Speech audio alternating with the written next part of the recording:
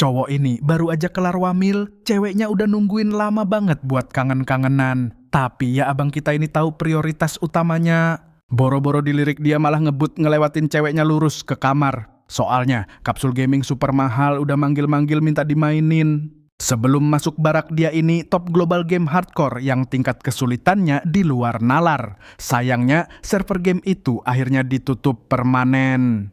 Tapi sekarang rilis game penerus yang bikin tangannya gatal. Pas login layar bikin karakter muncul, rambut belah tengah aura preman dipilih dan nama keren Kaiser resmi didaftarkan. Tiba-tiba dia dilempar ke medan perang kiamat buat fase tutorial. Grafik efek realitas virtualnya pecah abis, tapi tunggu dia butuh senjata.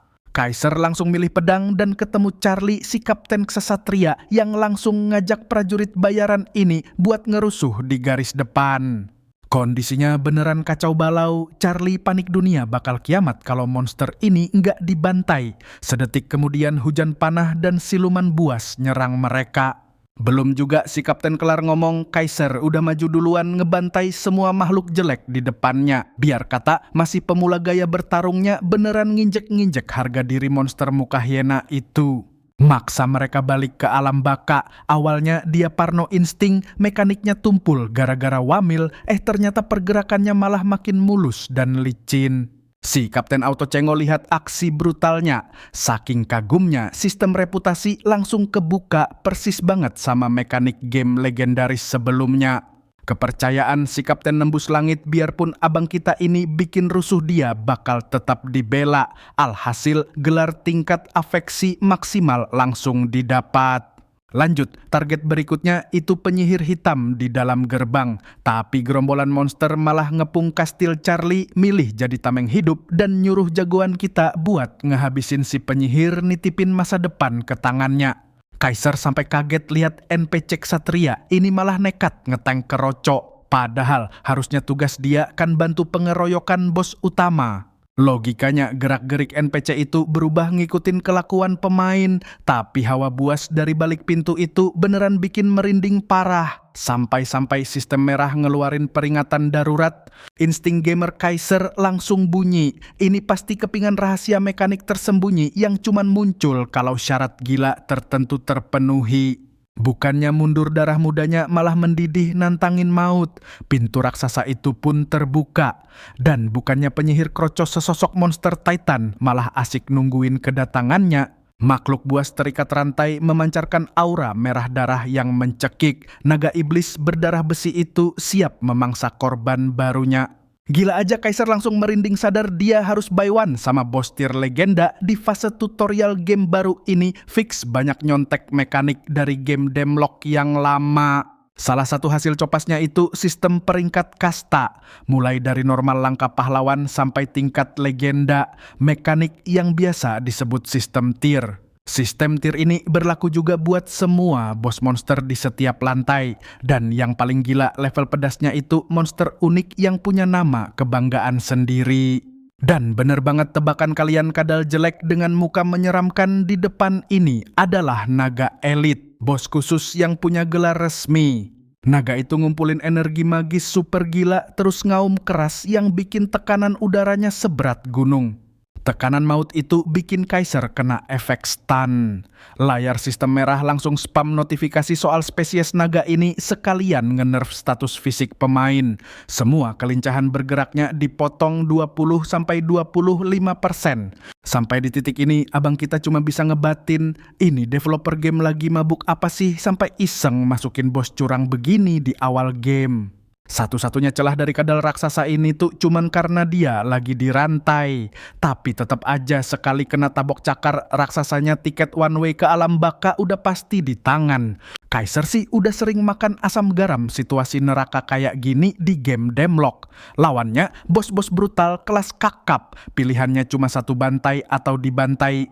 Sang legenda mencabut pedangnya secepat kilat menghindari serangan pembuka yang bikin tanah hancur lebur. Dia meluncur ke kanan membalas dengan tebasan melintang yang lumayan menggores kulit alot si naga. Tapi sial, auman kedua monster itu bikin efek stunnya aktif lagi. Sadar bentar lagi bakal diinjak, Kaiser nekat adu mekanik nahan cakar itu pakai pedang. Ujung-ujungnya benturan keras itu melempar tubuhnya mundur sampai beberapa meter pas dia ngecek log pertarungan buat lihat total damage. Gila, dari 1.000.000 poin nyawa yang bos ini punya, tebasannya cuman ngurangin 120 poin doang. Singkatnya, dia harus mode serius atau berakhir jadi cemilan kadal. Tingkat kesulitan paling nggak masuk akal buat ukuran bos tutorial. Kaiser kembali menebas naga itu berkali-kali sambil gerak otaknya flashback ke komentar-komentar sinting di forum soal naga sialan ini. Ternyata pro player top tier aja nggak ada yang sanggup numbangin makhluk ini. Tapi lihat dong, abang kita gayanya santuy banget ngukir luka pakai pedang. Sambil nebas dan nangkis gempuran naga, ingatan forum itu makin jelas di kepalanya. Menariknya, isi forum juga heboh ngebahas gimana nama spesies naga iblis ini bisa sampai bocor ke publik. Banyak player mikir itu cuma bug cacat dari sistem. Ada juga yang bingung total. Gimana nggak? Ternyata baru saja ada seseorang yang sukses menumbangkan bos tutorial ini untuk pertama kalinya dalam sejarah. Menusuk paksa cakar raksasa itu, Kaiser bikin si naga menjerit kesakitan lewat tebasan beruntun yang tanpa ampun. Mekanik dewa keluar, Kaiser langsung pamer gaya gasing Levi Ackerman memutilasi seluruh tubuh naga itu dari ujung ke ujung. Benar saja, monster itu tumbang menobatkannya sebagai manusia pertama yang membunuh bos legendaris di fase tutorial. Notifikasi hadiah super tumpah ruah bakal muncul sebentar lagi, tapi sekarang Kaiser cuma bisa ngos-ngosan parah dengan stamina ampas. Dia mengumpat kesal gara-gara bos sialan ini alotnya minta ampun. Sambil nyabut pedangnya, dia menyeringai puas baca gelar pembunuh pertama. Dia udah berhasil ninggalin jauh rekor teman-teman veteran lamanya. Padahal teman-teman pronya aja nyerah mikir monster tutorial ini mustahil dikalahin. Tapi sejenak Kaiser jadi penasaran gimana ya nasib sohib-sohib gamingnya sekarang. Sesuai janji sistem, dia dianugerahi gelar pembantai pertama dan membuka rentetan trait langka buat karakternya. Yang pertama didapat penguasa senjata, kedua naga tersembunyi, ketiga pembantai, keempat pahlawan, kelima penakluk. Semua syarat gila itu terpenuhi memicu kebangkitan trait tingkat dewa bernama mata kebenaran. Lihat deretan pop-up itu, Kaiser melongo keras. Gila, panen trait sebanyak ini cuma dari hasil buy one satu pertarungan doang. Logikanya bocah normal di fase tutorial paling cuma dikasih jatah satu trait doang. Ngomong-ngomong soal trait, mari kita bahas mekaniknya sebentar. Ini tuh fitur esensial dalam game. Tipenya macam-macam mulai dari pemandu sampai dewa pedang. Dan trait tingkat sultan ini cuma bisa didapat kalau mekanik permainan kalian emang beneran setara dewa. Gila, status Kaiser sekarang naik hampir 2 kali lipat, efek pedangnya makin buas, ditambah rentetan buff baru yang super mantap. Matanya menatap tajam trait spesial yang bisa menembus rahasia terdalam. Efeknya memang sedikit misterius. Iya sih, master senjata dan pembunuh pahlawan itu lumayan keren, tapi jujur aja dua itu pasaran banget dan sama sekali nggak istimewa. Di lautan pemain game ini pasti ada aja beberapa player elit yang kebetulan pamer punya kemampuan pasaran kayak gitu. Tapi kalau bahas skill unik macam mata kebenaran, wah ini harta karun langka yang cuman ada satu. Singkatnya, cowok kita ini baru aja menang jackpot gila dari tarikan gacanya. Dia memborong banyak hadiah gila dan mencetak rekor yang mustahil. Bahkan gelar barunya ngasih efek spesial yang sanggup bantai monster boss dengan tambahan 10% daya hancur mematikan. Sekarang bro, kita ini merasa kayak sultan, padahal di game sebelumnya kutukan sial selalu nempel di dia. Persis banget kayak nasib ampas gue tiap kali buka loot box di Counter Strike. Mengabaikan itu, matanya melirik ke arah pintu yang terbuka. Kapten Charlie mendadak muncul dengan kondisi babak belur parah. Sang kapten syok berat melihatnya dan langsung bertanya, apa Kaiser sungguhan membantai semua monster neraka itu sendirian? Otaknya nggak sanggup mencerna lihat cowok ini berdiri tanpa luka gores sedikit pun, bikin dia merinding mikirin seberapa mengerikan level dewa dari pemain ini. Alih-alih kepo sama masa lalu Kaiser, kapten itu malah mulai mendongeng soal pahlawan yang selalu lahir di tengah kekacauan dunia. Jadi intinya kehadiran cowok ini adalah mercusuar harapan dunia. Sumpah dialog game yang super klise ini bikin jagoan kita mati kebosanan.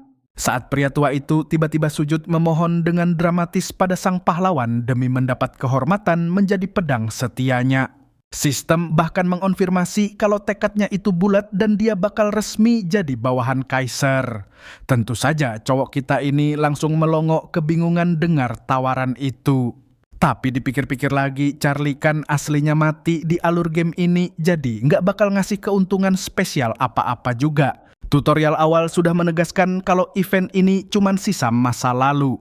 Mengira ini cuma basa-basi game yang membosankan, Kaiser menyuruh kapten itu bertingkah sesukanya. Kalimatnya malah dianggap sebagai persetujuan sakral yang bikin si kapten resmi jadi pengikutnya. Pria itu sekarang bisa memejamkan mata dengan tenang menaruh harapan pada masa depan baru bersama sang pahlawan. Kaiser cuma menyeringai dengar ucapan itu sementara sistem memberi peringatan untuk segera pulang ke kuil suci. Sebuah portal raksasa yang megah mendadak terbuka di belakangnya.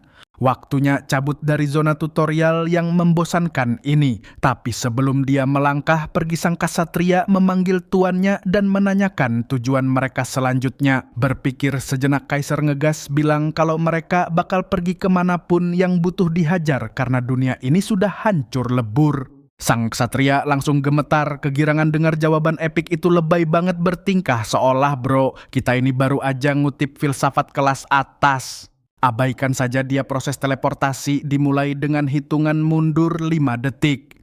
Sang kapten menyerahkan sebuah artefak sebelum waktunya habis dan dengan senyum tulus Charlie berterima kasih pada rajanya memohon keselamatan abadi. Sedetik kemudian Kaiser langsung tersedot kembali ke aula kuil suci. Menyambutnya di zona sakral tempat player milih dewa pelindung buat nentuin takdir berkah mereka. Dia sempat kagum melihat pilar megah kuil itu, tapi jujur aja tempat ini lebih cocok disebut ruang gacha kasta tertinggi. Ruangan inilah pelarian para player yang bikin mereka nangis darah atau ketawa sombong tergantung level hoki. Karena di sini dewa gacha yang jadi penguasa mutlaknya. Berhubung satu player cuma bisa tunduk sama satu dewa takdir, mereka terkunci dari pilihan ini. Di dunia game ini, kasta adalah segalanya. Para dewa sendiri dibagi dalam 3 kasta mutlak, dongeng pahlawan dan mitos. Dewa kelas dongeng cuman makhluk biasa yang naik pangkat berkat gosip zaman purba. Dewa pahlawan itu mereka yang pernah jadi penyelamat umat manusia sampai akhirnya berevolusi. Terakhir, ada dewa mitos elit penguasa mutlak, pencipta legenda itu sendiri, kayak Zeus atau Odin dari alam semesta mereka masing-masing. Sudah pasti dewa mitos adalah kasta dewa paling brutal di sini. Setiap kartu melayang di dimensi ini menyembunyikan dewa yang berbeda, jadi sistem nyuruh dia milih satu. Sadar kalau hoki cowok kita ini level ampas banget, dia tadinya nggak mau berekspektasi tinggi. Tapi matanya melotot lihat satu kartu emas bersinar terang di antara tumpukan sampah itu. Saat mengaktifkan mata kebenaran, Kaiser baru sadar kalau skill ini bisa meretas rahasia di balik kartu gacha manapun. Disinilah kemampuan ini jadi cheat yang paling enggak ngotak. Dia bisa tembus pandang buat milih gacha kasta dewa tanpa perlu takut zonk lagi. Dulu bacotan pedas teman satu tim yang terus ngejek nasib sialnya selalu bikin cowok ini kena mental dan ngerasa depresi parah. Tapi sekarang rodanya berputar, dia bakal meledak jadi ranker dewa yang tak terkalahkan. Kaiser sampai ketawa-ketawa nggak jelas kayak orang gila, karena bro kita tahu dia sudah pegang kunci kemenangan. Mulai detik ini dia janji cuma bakal ngincar kartu emas paling sultan demi kepentingannya sendiri. Dia merampas kartu pertama yang menyala keemasan itu, boom, dia dapat dewa pedang lengan satu gila. Ini tarikan kasta mitos jelas bikin merinding. Tapi tepat di puncak euforianya sistem malah memuntahkan notifikasi yang super aneh. Bangsat, ternyata Kaiser belum memenuhi syarat buat jadi rasul dewa itu. Jadi sistem dengan entengnya nyuruh dia narik kartu 1 kali lagi. Bro, kita sampai mau nangis darah mengumpat kesal kenapa dia dilarang jadi rasul. Bahkan dewa mitos itu ikutan shock berat lihat notifikasinya. Sumpah ini kejadian cacat yang gak pernah ada sejarahnya. Dia belum pernah dengar ada player yang kena bug sialan kayak gini. Kata Wadah mendadak terngiang di kepalanya karena biasanya tiap player mampus dibunuh monster Raja Iblis Sang Dewi bakal turun tangan ngasih ramalan. Masalahnya cuma satu cowok gila ini malah yang bantai monster boss itu duluan, jadi Dewinya nggak pernah repot-repot turun. Singkat cerita bro, kita ini justru menderita akibat terlalu jago gara-gara ngebantai bos tutorial. Dia malah kehilangan kesempatan dapat berkah Sang Dewi. Kaiser buru-buru ngecek status sistemnya dan hasilnya zonk parah, kolom rasulnya kosong melompong, cuman ngasih dia cap ampas sebagai petualang biasa. Situasinya jadi makin pelik, bikin otaknya muter keras mikirin rencana cadangan. Ibarat kata bro, ini baru aja narik kartu Dewa Mesir di Yu-Gi-Oh, tapi sekarang nggak punya tumbal buat manggilnya. Mau narik kartu apa aja, pasti hasilnya bakal nolak, bikin dia jatuh, berlutut putus asa kembali, jadi korban kutukan nasib sialnya sendiri. Jagoan kita benar-benar mati kutu sekarang, soalnya kalau nekat hapus karakter buat ulang dari awal, dia harus nunggu masa penalti 2 bulan penuh. Tapi di saat kritis itu, keajaiban terjadi. Matanya melirik tajam ke sebelah kanan, menangkap siluet kartu aneh yang memancarkan aura merah membara. Aura kartu ini terasa gila dan misterius, sebuah entitas yang bahkan belum pernah masuk rumor manapun. Tanpa ragu merampas kartu rahasia itu, dia memanggil sang petualang terakhir yang terlupakan Kasiar. Dan gilanya, dia memenuhi syarat mutlak buat jadi rasul pria ini. Dunia Kaiser langsung tersapu warna merah menyala karena instingnya merinding heboh. Ini bukan kebetulan, ini adalah kepingan rahasia absolut yang belum pernah disentuh pemain manapun. Sistem akhirnya ngebaca konfirmasi dia ngasih titel petualang terakhir di statusnya. Gila sih, dia bakal di backup langsung sama prajurit pamungkas umat manusia.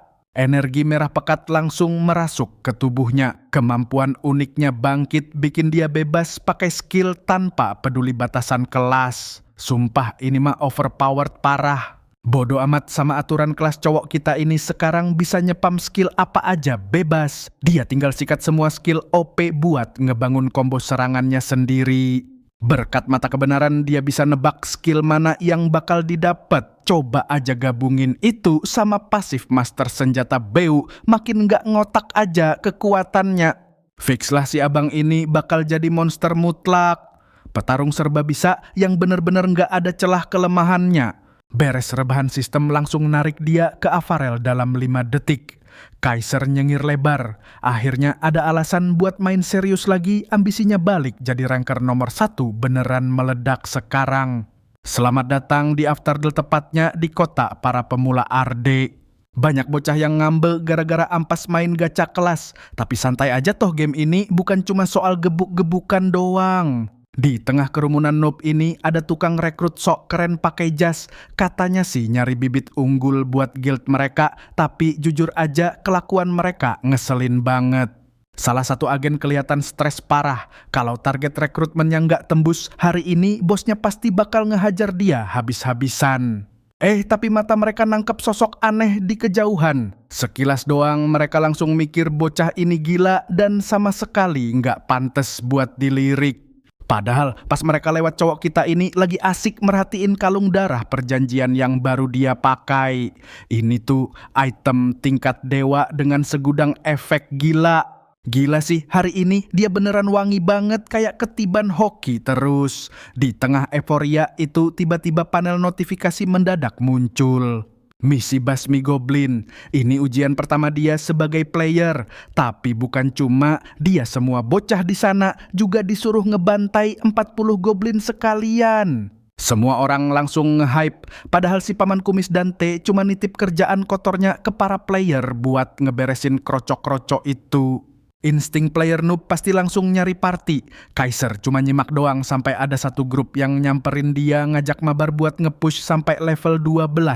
Formasinya ada pemanah sama penyihir. Kelihatannya sih mereka asik dan gak toksik. Logikanya farming emang lebih enteng kalau keroyokan. Dapat bonus XP tambahan juga, makanya main party di game ini tuh wajib hukumnya. Ya udahlah, Kaiser ngangguk aja. Mereka akhirnya bikin party pelindung terbaik di bawah pimpinan si ketua. Kocaknya ada yang nanya apa dia ngefans sama Kaiser sang legenda nomor 1, Demrock. Zaman dulu mereka mikir dia cuman bocah wibu pemuja idola, padahal dia emang si raja aslinya. Ibarat nanya presiden apa dia beneran presiden. Bodoh amat lah, party ini udah kebelet pengen cepet-cepet grinding sampai level 12. Jagoan kita juga santai aja ngikutin alur. Langsung aja kita lompat ke misi di mana si ketua lagi ngebanting goblin sampai pusing 7 keliling. Habis sukses ngestun dia, langsung nyuruh yang lain maju panah dan sihir meluncur mulus ngelewatin teman mereka, nembus si goblin hijau sampai tewas di tempat. Lihat temannya mampus, sisa goblin yang lain mulai panik ketakutan. Tapi dasar monster bodoh mereka malah nekat maju keroyokan. Pertahanan si ketua mulai goyah, ditekan habis-habisan, bikin teman-temannya ketar-ketir dia bakal modar.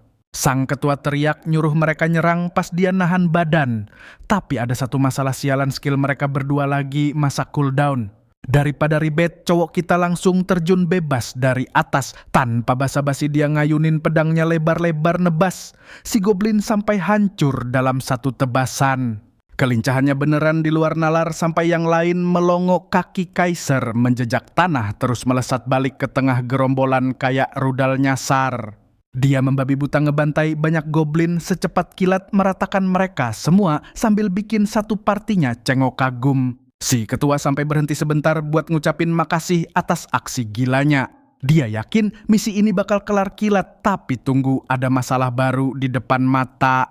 Satu kompi goblin baru aja datang, pasukan tuyul ijo ini ketawa licik nunggu momen buat nyerang, bikin si ketua langsung panik nyuruh mundur. Tapi kamus mundur nggak ada dalam hidup Kaiser. Dia haus darah dan tanpa ragu dia langsung nerobos maju duluan. Para goblin kegirangan mikir dapat mangsa gratis. Padahal cowok ini melompat tinggi natap mereka pakai aura mematikan iblis pencabut nyawa. Awalnya hening sedetik sebelum ledakan dahsyat meratakan medan tempur. Ini ngingetin kita sama omongan teman lamanya yang heran kenapa Kaiser selalu nekat masuk ke pertarungan paling neraka. Otak cowok kita ini emang enggak paham konsep bahaya. Temennya selalu bilang dia tuh orang pertama yang loncat ngehajar bos atau monster paling buas sekalipun. Tapi si mantan ranker pucuk cuma bales santai, toh dia selalu menang ngelawan mereka semua. Bodoh amat sama yang namanya risiko. Kecerobohan itu mitos buat dia. Di saat orang lain ciut nyalinya ngeliat bahaya, Kaiser malah makin brutal dan nekat. Paham kan, dia bukan lagi dalam bahaya, dialah bahaya itu sendiri. Dan dia nggak akan basa-basi buat ngebuktiin ancamannya. Gaya bertarungnya emang barbar tapi terukur, dia tahu pasti bakal menang. Ledakan barusan murni dari kekuatan skill hantaman keras miliknya. Kaiser berturut-turut ngasih serangan kritikal mematikan kegerombolan goblin hijau itu tanpa sisa. Cuma sisa satu goblin gelap yang ngeselin Kaiser melompat mundur buat ngunci target utama. Paham betul musuh jarak jauh harus mati duluan. Pas meluncur dia nebas kroco-kroco lain yang ngalangin jalan. Si goblin gelap nembakin racun proyektil buat ngeslow. Tapi cowok kita langsung aktifin pasif mengatasi ngedobrak batas kecepatan fisiknya dalam sekejap. Instingnya jadi tajam banget, dia menangkis serangan itu dengan mulus dan refleks. Gilanya langsung bikin si goblin kena stun. Gak pakai lama, nyawa monster itu langsung dicabut. Kaiser mutar badan ngadepin target lain, menahan serangannya lalu nebas. Monster itu pakai satu sabetan yang indah tapi mematikan. Efek pasif master senjata menyala terang ngasih dia akses penuh buat ngelepasin skill sadis bernama eksploitasi kelemahan. Jagoan kita makin panas, dia cabut belati pendek itu dan menancapkannya tepat di mata goblin. Serangan kritikal yang brutal, pasukan monster itu langsung mengeroyoknya dari segala arah. Salah satu dari mereka mengayunkan tongkat pemukul. Kaiser menangkisnya dengan santai mengaktifkan kemampuan spesial senjata itu. Merebut tongkat tersebut, pria ini mengamuk layaknya orang tua yang sedang menghukum anaknya nakal. Tanpa ampun dia melempar belati menembus tenggorokan monster itu, lalu menghancurkan wajahnya dengan tongkat hingga rata dengan tanah. Tingkat penguasaan senjatanya melonjak tajam membuat levelnya terbang tinggi. Sejauh ini pembantaian berjalan sangat mulus. Dia memang ingin menguasai keahlian tanpa batas kelas, tapi siapa sangka efeknya bisa langsung dipakai tempur. Meski napasnya terengah, darahnya mendidih, kegirangan melihat pencapaian gila ini. Di saat dia kegirangan orang yang menonton, malah menganga tak percaya sang ketua tim sampai pusing. Bagaimana satu orang bisa membantai pasukan goblin yang bahkan sulit diatasi party veteran? Pria ini jelas berada di dimensi kekuatan yang sama sekali berbeda. Nama Kaiser mulai terasa masuk akal sekarang. Shield Beast mulai curiga jangan-jangan dia adalah legenda dari masa lalu itu, tapi akal sehatnya menolak realitas tak masuk akal ini. Logikanya sang ranker jenius itu sudah lenyap selama 2 tahun penuh. Mana mungkin dewa sepertinya tiba-tiba nyasar masuk ke tim amatir ini. Begitulah batinnya bergejolak, lalu siapa sebenarnya monster berwujud manusia ini? Sementara itu Kaiser malah senyum-senyum psikopat membayangkan masa depan emasnya di papan peringkat. Shield Beast sekarang 100% yakin kalau orang ini sudah gila. Tersadar dari khayalannya Kaiser melihat mayat itu memudar. Senjata jarahannya ikut lenyap sebagai sistem musuh. Tapi tak masalah, bisa menembus batas senjata saja sudah membuatnya merasa menang banyak. Layar sistem terbuka, dia memeriksa panel statusnya yang bersinar. Hanya dari satu perburuan, levelnya naik 3 tingkat, pencapaian yang sangat mantap. Meski kini bisa memakai semua jenis senjata cinta sejati Kaiser, tetaplah pedang. Dia langsung membuang semua poinnya untuk kekuatan fisik dan kelincahan.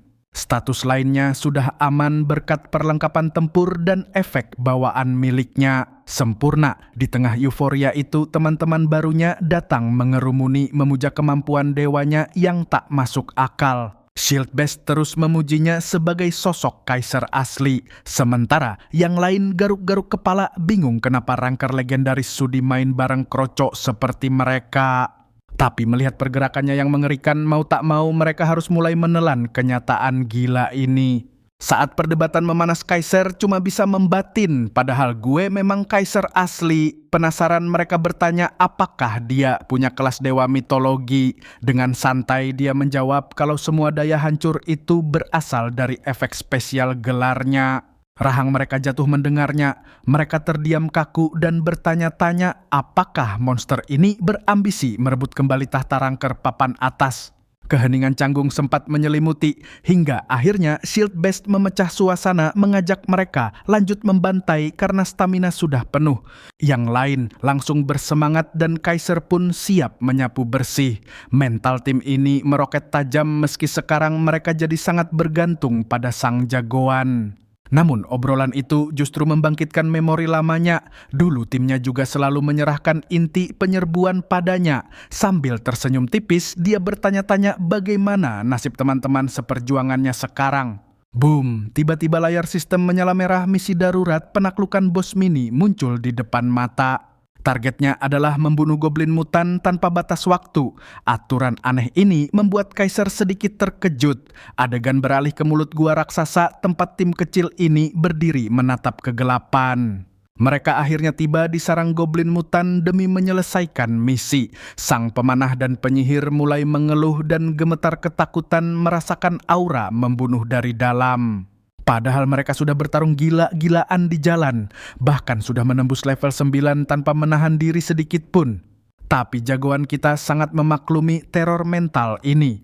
Ruang bawah tanah di depan mereka bukanlah tempat biasa. Ini adalah neraka yang terkenal sebagai kuburan para pemula. Kaiser ingat betul keluhan para pemain di forum. Mereka semua menangis frustrasi mencari cara menaklukkan tempat terkutuk ini tanpa harus mati berkali-kali di setiap percobaan. Terlebih lagi, kematian di percobaan pertama sudah menjadi hukum alam yang absolut di sini. Reputasi mengerikan itu membuat zona ini mendapat julukan horor di kalangan pemain, yaitu Makam Arda. Saat melangkah masuk otak Kaiser terus berputar. Tingkat kesulitan ekstrem ini menuntut pola kerjasama tim yang sangat presisi jika mereka ingin keluar dalam keadaan bernyawa. Semakin jauh masuk ke sarang monster mental tim, makin anjlok. Mereka terus mengutuk sistem menuntut agar tempat gila ini dihapus dari game. Mendengar ocehan mental tempe itu, Shield Beast langsung mengambil alih. Dia menegaskan bahwa mereka tidak punya jalan mundur. Menaklukkan neraka ini adalah harga mati untuk mendapat tiket masuk ke penyerbuan tingkat tinggi. Persis seperti dunia nyata, serikat besar di game ini tak butuh pemain ampas, mereka hanya merekrut petarung dengan rekam jejak berdarah.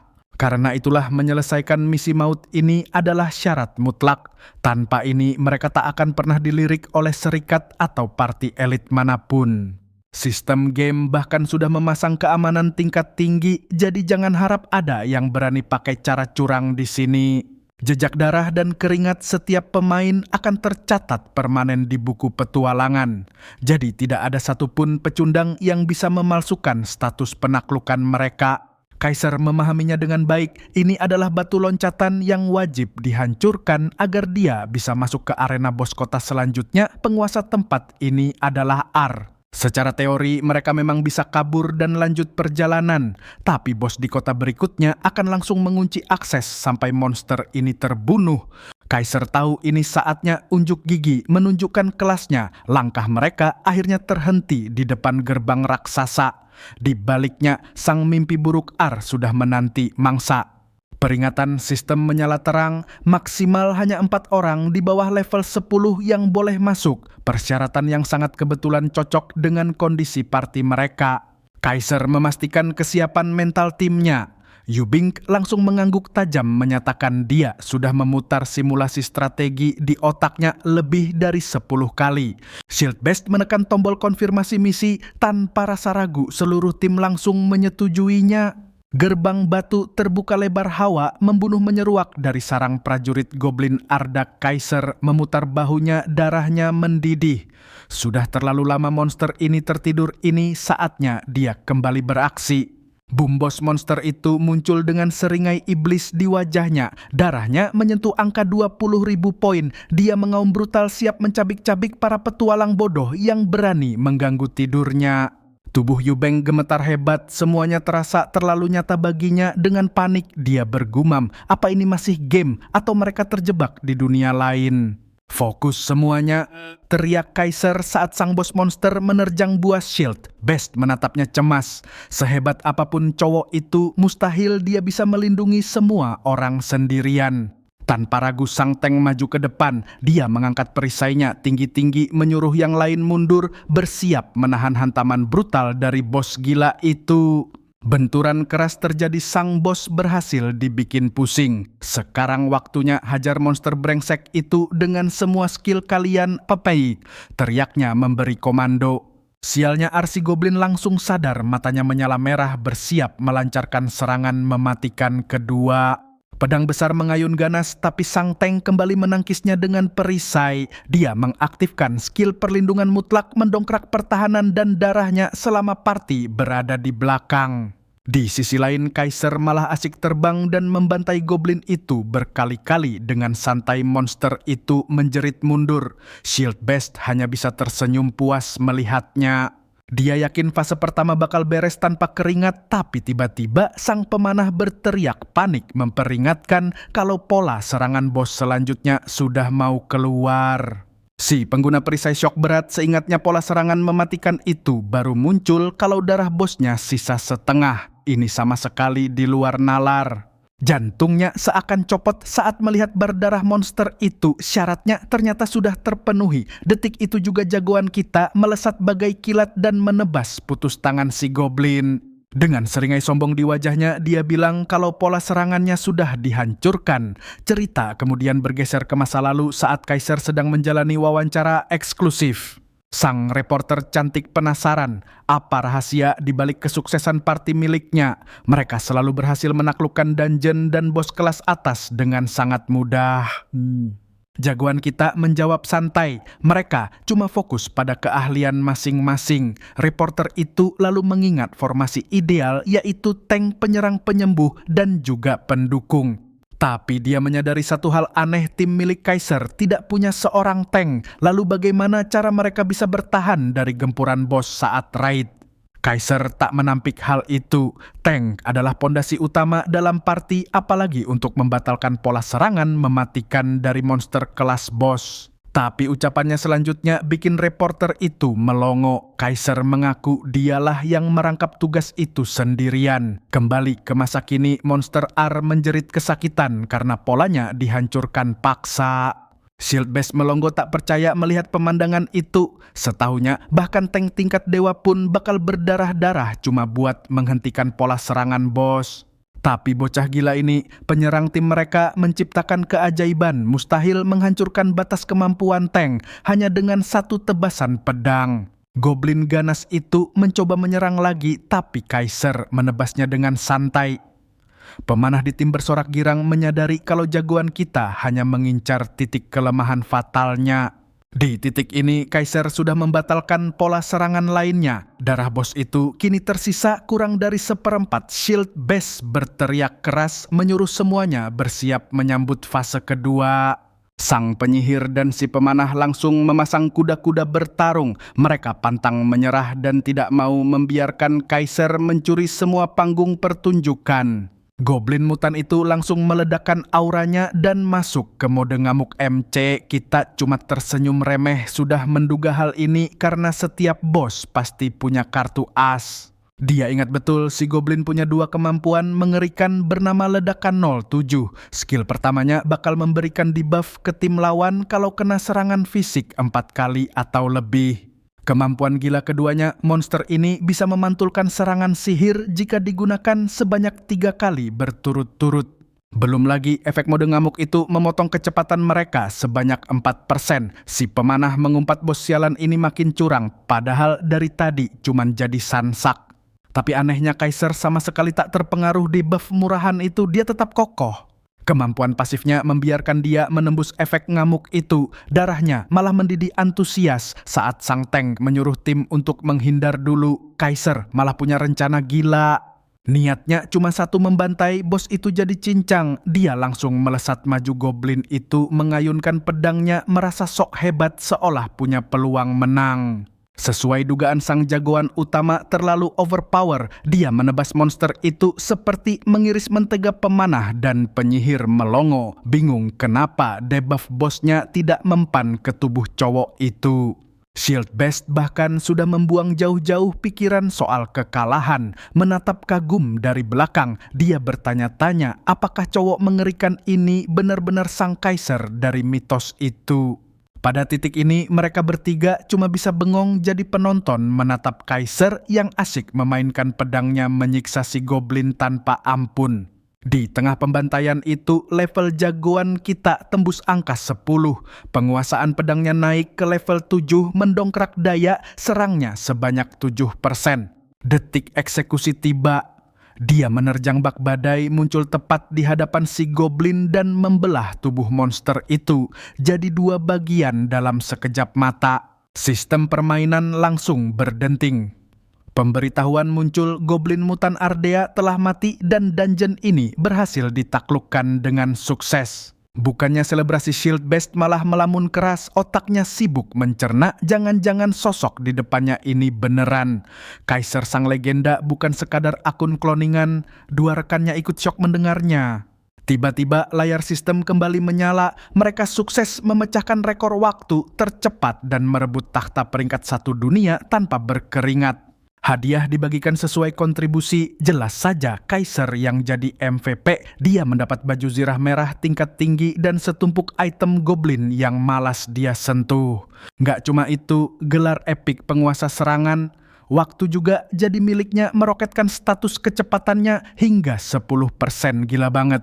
Kaiser berdiri dengan dada membusung menikmati panggung kejayaannya. Di sisi lain, rekan setimnya malah histeris, kegirangan melihat hadiah tingkat dewa yang masuk ke tas mereka. Si pemanah dan penyihir langsung memuja MC setinggi langit, tapi dia cuma nyengir tipis. Tiba-tiba Shield Best menyela dengan wajah pucat menyuruhnya melihat nama di papan peringkat. Karena si tank adalah ketua party, otomatis namanya yang terpampang di layar. Sambil membungkuk panik, dia minta maaf karena lupa mengganti nama sebelum masuk dungeon tadi.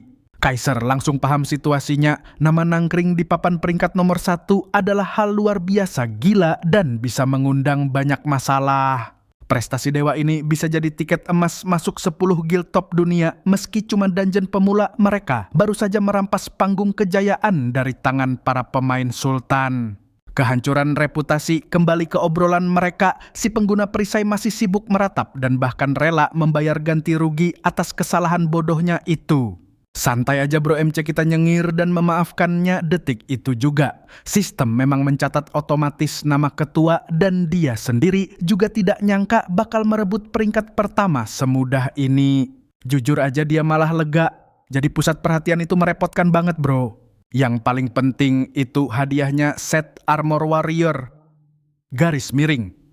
Meski grade-nya acak, garis miring ini tetap barang dewa yang paling diincar di sini. Karena dia memborong semua grade garis miring gelar peringkat nggak akan merusak moodnya. Garis miring. Melihat seringai gila di wajah Kaiser, garis miring sang tank jadi agak ngeri sendiri. Si jagoan kita cuma santai garis miring nyuruh mereka untuk kalem sedikit. Timnya mulai caper memuji kebaikannya garis miring sampai sistem mengumumkan dungeon segera ditutup. Garis miring si tank berbisik ke rekannya, garis miring dia kira rumor soal Kaiser cuman omong kosong. Tapi sekarang dia sadar betul garis miring seberapa epik sosok di depannya ini. Bos kita menegur mereka yang melamun garis miring menantang apa mereka mau mati di sini. Garis miring. Mereka langsung panik garis miring dan lari terbirit-birit menuju portal. Balik ke desa garis miring mereka mencari alkemis di gang kumuh. Garis miring, saat party itu masuk garis miring mereka melongo melihat interior tokonya yang jauh beda dari luar. Mata Kaiser menatap sosok berkerudung di meja garis miring menebak kalau itu pasti si Kalasang alkemis. Melihat aura suramnya garis miring nyali party itu langsung ciut. Garis miring si alkemis malah mengejek mereka lemah garis miring dan mengingatkan soal tumbal darah buat eksperimen gilanya. Tanpa ragu garis miring jagoan kita membanting botol darah ke meja garis miring si alkemis. Kaget parah garis miring karena ini belum genap 40 menit. Melihat tampang tengil mereka garis miring pipi alkemis itu malah merona canggung. Garis miring sistem memberitahu Kaiser garis miring kalau dia dapat emas dan cincin perak spesial buatan si NPC. Dengan ini quest utama kelar garis miring. Sekarang mereka bebas menuju benua utama. Semuanya bersorak heboh kayak baru menang lotre miliaran. Garis miring layar kemudian memunculkan notif garis miring kalau Kaiser dapat hadiah rahasia dari si alkemis. Dia menyimpannya dulu garis miring dan langsung gacha tiket skill tingkat rendah. Garis miring, cahaya aneh meledak dari layar garis miring memunculkan kartu-kartu yang melayang di udara. Pakai mata kebenarannya garis miring, dia sadar kartu-kartu ini ampas semua. Garis miring, dia lalu melirik skill tebasan melesat garis miring, jurus andalan yang dia pakai di Demrock dulu. Kaiser ingat betul garis miring tiket gacha ini bisa kasih skill acak garis miring dari ampas sampai level legendaris. Tiba-tiba peringatan darurat muncul garis miring sistem akan offline dalam hitungan detik. Garis miring bikin bos kita ini kaget setengah mati. Dia lupa parah sama batas waktu harian garis miring sistem anti kecanduan biar player nggak mati kelaparan. Garis miring Kaiser shock 10 jam udah lewat gitu aja. Panik melihat kartu garis miring dia asal pilih saat hitung mundur sistem berbunyi. Garis miring. Tepat saat jarinya menekan layar garis miring game langsung menendangnya keluar dengan paksa. Balik ke dunia nyata garis miring, dia cuma bisa bengong sebentar garis miring, lalu teriak frustasi garis miring, kayak cowok yang baru aja ditendang masa depannya. Besok paginya setelah tidur nyenyak garis miring, dia login lagi ke dalam kapsul. Garis miring, begitu online dia buru-buru buka sistem. Garis miring ingat betul ada kilauan cahaya emas semalam. Harapannya hancur berkeping-keping garis miring melihat kartu itu bukan tingkat legendaris. Garis miring, kayaknya jatah hokinya udah habis. Otaknya mendadak nge-lag saat melihat dia malah dapat skill tusuk dari belakang. Ini skill curang yang bikin hero jarak jauh takut lawan assassin. Mau kabur sejauh apapun garis miring skill ini bikin si assassin bisa teleport garis miring memotong jarak secepat kilat. Senyum iblis terkembang di wajah Kaiser. Dia dapat skill ini meski bukan assassin. Tambah sedikit lagi skill curang begini, dia bakal jadi monster tak terkalahkan. Tiba-tiba seorang bocah sok asik lewat garis miring lagi sibuk caper ke ceweknya garis miring mengklaim kalau dia itu pro player. Melihat tatapan psikopat jagoan kita, garis miring pasangan itu ketakutan dan langsung putar balik garis miring. Sadar dari khayalannya, garis miring Kaiser langsung memakai semua armor barunya. Dengan gaya barunya yang super pamer, garis miring ini saatnya menginvasi benua utama. Saat portalnya muncul, garis miring dia ingat belum pamitan ke party lamanya. Garis miring, ya meski udah mulai nyaman, garis miring dia anggap ini takdir garis miring dan melangkah masuk ke dalam. Mode cerita dimulai garis miring. Semua player yang selamat dari desa awal garis miring kini kegirangan menapakkan kaki di benua utama. Beda dari desa pemula yang dipisah per negara, garis miring server ini tempat berkumpulnya global player. Garis miring, titik awal petualangan epik ini adalah kota Raven. Saat bos kita melenggang masuk garis miring, pasukan ksatria berkuda lewat di gerbang garis miring menyeret seorang kriminal dengan kasar. Sistem memberitahu area dan job baru telah terbuka garis miring, tapi perlindungan pemulanya resmi dicabut garis miring. Notif selamat datang ini membuktikan garis miring game ini memang level dewa. NPC gendut yang ramah muncul garis miring menawarkannya bir gratis garis miring. Yang lain juga ikut-ikutan ngasih barang gratisan garis miring, bikin dia sedikit curiga dan melamun. Dia akhirnya sadar, garis miring mikir kalau basa-basi bisa belakangan. Garis miring sambil peregangan garis miring dia mulai mencari target mangsa buat di farming. Nggak lama garis miring dia udah asik membantai monster di luar kota. Garis miring set warriornya ngasih damage brutal ke goblin, garis miring ditambah buff kekuatan yang nggak ngotak. Pakai tebasan melesatnya, dia menebas kumpulan monster itu jadi daging cincang. Gilanya lagi, pedang besarnya ini berevolusi makin kuat setiap membunuh. Senjata ini dari awal udah overpowered garis miring, tapi fakta kalau kekuatannya bisa terus naik, garis miring bikin adrenalinnya meledak kegirangan. Mengecek layar status garis miring level up berikutnya udah di depan mata garis miring. Tiba-tiba mata kebenarannya aktif garis miring. Ada tikus yang sembunyi di balik semak-semak. Preman cupu itu ngiler melihat armor warrior Kaiser, garis miring mengira dia nemu mangsa empuk. Garis miring nggak sabaran dia maju menyerang pakai pisau garis miring, tapi Kaiser menangkisnya semudah membalik telapak tangan.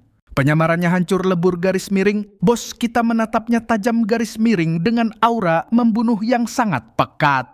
Preman itu melompat mundur ketakutan dan menyuruh kroconya menyerang. Panah melesat ke arah Kaiser, tapi dimentahkan begitu saja macam bola kertas. Kroco lain maju membawa kapak, tapi serangannya diperi layaknya ampas. Jagoan kita langsung membelah tubuhnya jadi dua, bikin sisa musuh sadar mereka cari gara-gara sama iblis. Si assassin pengecut itu langsung kabur terbirit-birit, tapi Kaiser teleport di depannya lalu mengejek apa si bayi cengeng ini kehilangan ibunya. Cih Kaiser sudah hafal betul tabiat para sampah pemburu pemain ini. Di game manapun, lalat pengganggu berkedok pembunuh pemain selalu saja berkeliaran. Bahkan di game legendaris seperti Sword Art Online sekalipun, pengecut rendahan macam mereka selalu ada. Mengemis harta orang lain atau sekadar mencari kepuasan sakit jiwa dari membantai yang lemah. Tentu saja dunia ini tidak jauh berbeda, tapi bagi seorang pemain profesional sejati, mereka bukanlah pembunuh yang ditakuti, melainkan sekadar pecundang pemburu pemula. Kembali ke medan pertarungan, si pecundang itu kini gemetar hebat sampai hampir ngompol. Otak kecilnya tak sanggup memproses bagaimana bisa seorang pendekar pedang murahan mengeluarkan jurus tikaman belakang kelas mematikan milik seorang pembunuh gelap. Sayang sekali, sebelum dia sempat memecahkan misteri itu, nyawanya sudah lebih dulu melayang ke neraka. Tanpa ampun Kaiser membantai habis sisa kroco dengan nama-nama konyol itu. Hebatnya sistem kecerdasan buatan game ini tidak memberikan penalti karena serangannya murni dianggap sebagai pertahanan diri yang sah. Usai membersihkan sampah-sampah itu, sejenak ingatan sang jagoan melayang pada teman-teman lamanya yang ramah di wilayah Arda. Demi menghindari tatapan lapar dari parasit lainnya, ia segera menyembunyikan semua barang jarahannya dan bergegas menuntaskan misi selanjutnya. Kecepatannya sungguh gila, ratusan misi disapu bersih dalam sekejap mendorong levelnya meroket ke angka 17 dan gerbang barat pun akhirnya terbuka lebar. Dasar Kaiser, dia langsung menerobos gerbang itu menuju hutan barat Raven yang mematikan. Padahal para karakter non-pemain sudah memperingatkannya untuk lari terbirit-birit jika berani menginjakan kaki di zona perburuan neraka tersebut. Udara terasa mencekik di sini. Pepohonan gelap ini menjadi sarang serangga raksasa menjijikan, belum lagi pasukan goblin licik yang siap menyergap dari balik bayangan. Menurut desas-desus, tingkat kesulitan tempat terkutuk ini benar-benar tidak masuk akal. Para pemain bahkan membuat aturan tak tertulis dilarang keras masuk jika tidak membawa kelompok berisi minimal 3 orang. Alhasil gerbang barat kini berubah menjadi pasar tumpah. Para pemain Tuyet Fong berteriak mencari anggota tim berharap formasi lengkap bisa menyelamatkan nyawa mereka di hutan maut itu. Ada yang mengemis mencari pelindung tempur atau penyerang, ada pula yang sibuk memburu penyembuh. Padahal kelas penyembuh biasanya dihindari karena proses naik levelnya yang sangat membosankan dan menyiksa mental. Melihat Kaiser melenggang sendirian, mereka malah mencibirnya sebagai gembel kesepian yang tak laku. Padahal sang jagoan sedang menyeringai tipis tak sabar memulai pembantaiannya. Di tengah kegelapan hutan, gerakannya mengalir mulus seperti bayangan pedangnya menari ganas menebas putus leher para goblin yang bahkan tak sadar mereka sedang diserang. Seekor goblin nekat melompat mengira ini hari keberuntungannya. Sayang sekali serangannya meleset total dan tubuhnya langsung remuk dihantam habis-habisan. Sang pemanah goblin membidik dari kejauhan, tapi insting Kaiser lebih mematikan. Pedang besarnya melayang menebas udara, membelah paruh atas tubuh monster itu hingga hancur berkeping-keping. Kehilangan pedang berarti kehilangan kekuatan tempur. Itulah yang dipikirkan para monster bodoh itu. Sang legenda tersenyum meremehkan, menarik kapak besarnya lalu menghantam mereka dengan tikaman beruntun dari atas. Satu demi satu kepala goblin menggelinding jatuh. Pembantaian brutal ini bahkan membuat tingkat penguasaan kapaknya naik 1 level. Begitu misi goblin terselesaikan, insting membunuhnya berdesir. Seekor kelabang raksasa merayap ganas dari belakang, siap menelan mangsanya bulat-bulat, membuat burung-burung kabur ketakutan melihat teror tersebut. Kaiser melompat tinggi membelah udara sementara monster itu menguntit di belakangnya. Dengan raungan buas, ia memutar seluruh beban tubuhnya untuk melepaskan satu hantaman maha dahsyat. Telak serangan itu menghempaskan si kelabang dengan kerusakan parah. Namun sedetik kemudian monster gila itu kembali melenting ke arahnya. Ia menuntut balas dendam berdarah. Kaiser bereaksi secepat kilat menangkis hantaman itu. Sambil memanggil kapak tempur di tangan kirinya, ia menatap muak pada wajah menjijikan makhluk itu dari jarak dekat. Tebasan kapak yang buas langsung memotong rahang kelabang itu hingga putus. 2 tebasan pedang beruntun menyusul menyegel kemenangan mutlak atas monster mengerikan tersebut. Cahaya emas menyelimuti tubuhnya, layar status berkedip terang menunjukkan levelnya melonjak tajam menembus 2 tingkat sekaligus. Naik level di sini benar-benar menguras keringat, gumamnya sinis. Meski begitu, perburuannya berjalan mulus. Setelah menyapu bersih misi pembantaian, matanya kini tertuju pada satu misi pencarian biasa di wilayah gerbang barat. Misinya adalah melacak liontin hilang milik seorang gadis. Tersenyum percaya diri, ia menyiapkan peralatannya karena sudah hafal betul letak barang rongsokan itu. Di lokasi tujuan, kawanan petualang amatir tampak mengantre konyol menunggu giliran. Namun ketajaman mata Kaiser langsung tertuju pada sebuah pohon tempat liontin itu dijadwalkan akan muncul. Di sekitarnya para pecundang hanya bisa menggerutu dan merengek soal panjangnya antrean, seolah waktu mereka begitu berharga. Tapi di antara keributan itu, telinganya menangkap percakapan menarik tentang perintah eksekusi mati para pengacau game. Mereka berdebat bahwa sang pembunuh gelap pantas diburu karena bertingkah arogan. Sampai akhirnya sebuah nama terucap. Kaiser sontak peringatan bahaya berbunyi keras di dalam kepalanya. Gosip itu semakin liar, mereka kebingungan membahas bagaimana bisa buronan itu memakai jurus tikaman belakang secara tidak masuk akal. Normalnya takkan ada yang percaya pada rumor gila semacam itu. Namun obrolan ini sudah cukup menjadi peringatan baginya untuk bermain tenang dan bersembunyi dalam bayangan. Fakta bahwa ada pengguna pedang dengan keahlian pembunuh bayaran adalah sebuah anomali mematikan, apalagi memiliki 6 sifat bawaan. Kelompok-kelompok besar pasti akan saling membunuh demi merekrutnya.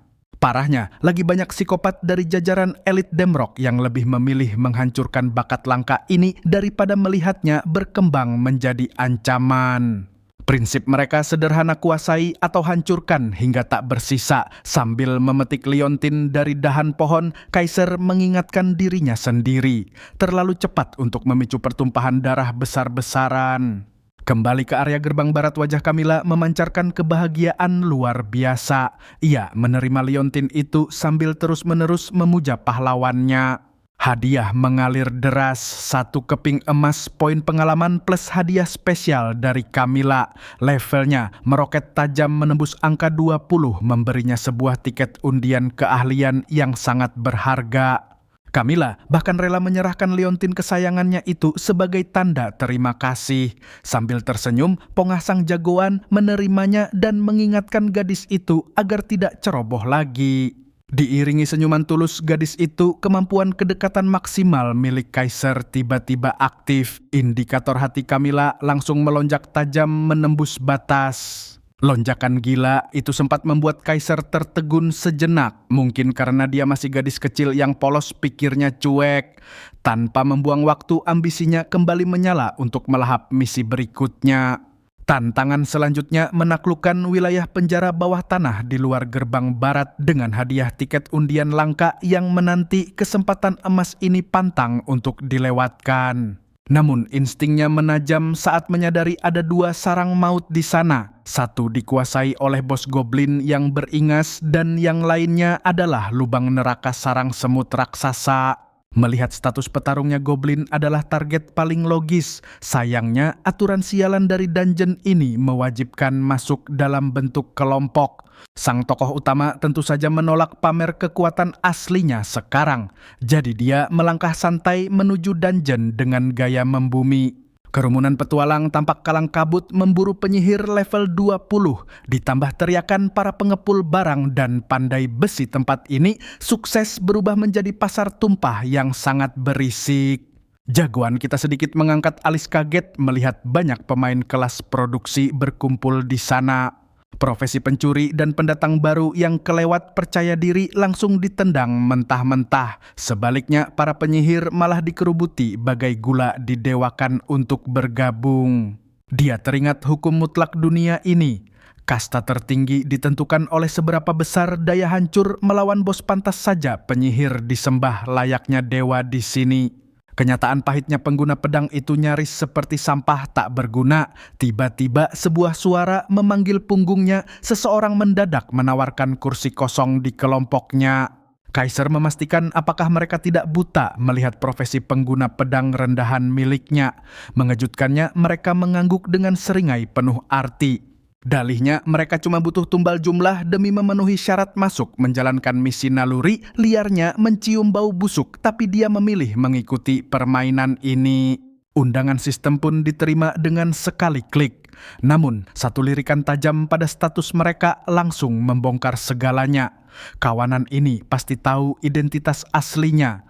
Mundur beberapa menit sebelumnya, penampilan mencoloknya di tengah lautan manusia memang mengundang mata. Tentu saja zirah petarung merah darah itu biang keroknya. Mustahil ada anak baru memakai peralatan semahal itu. Fakta ini memancing ide kotor di otak si pemain bernama Pedang Keparat.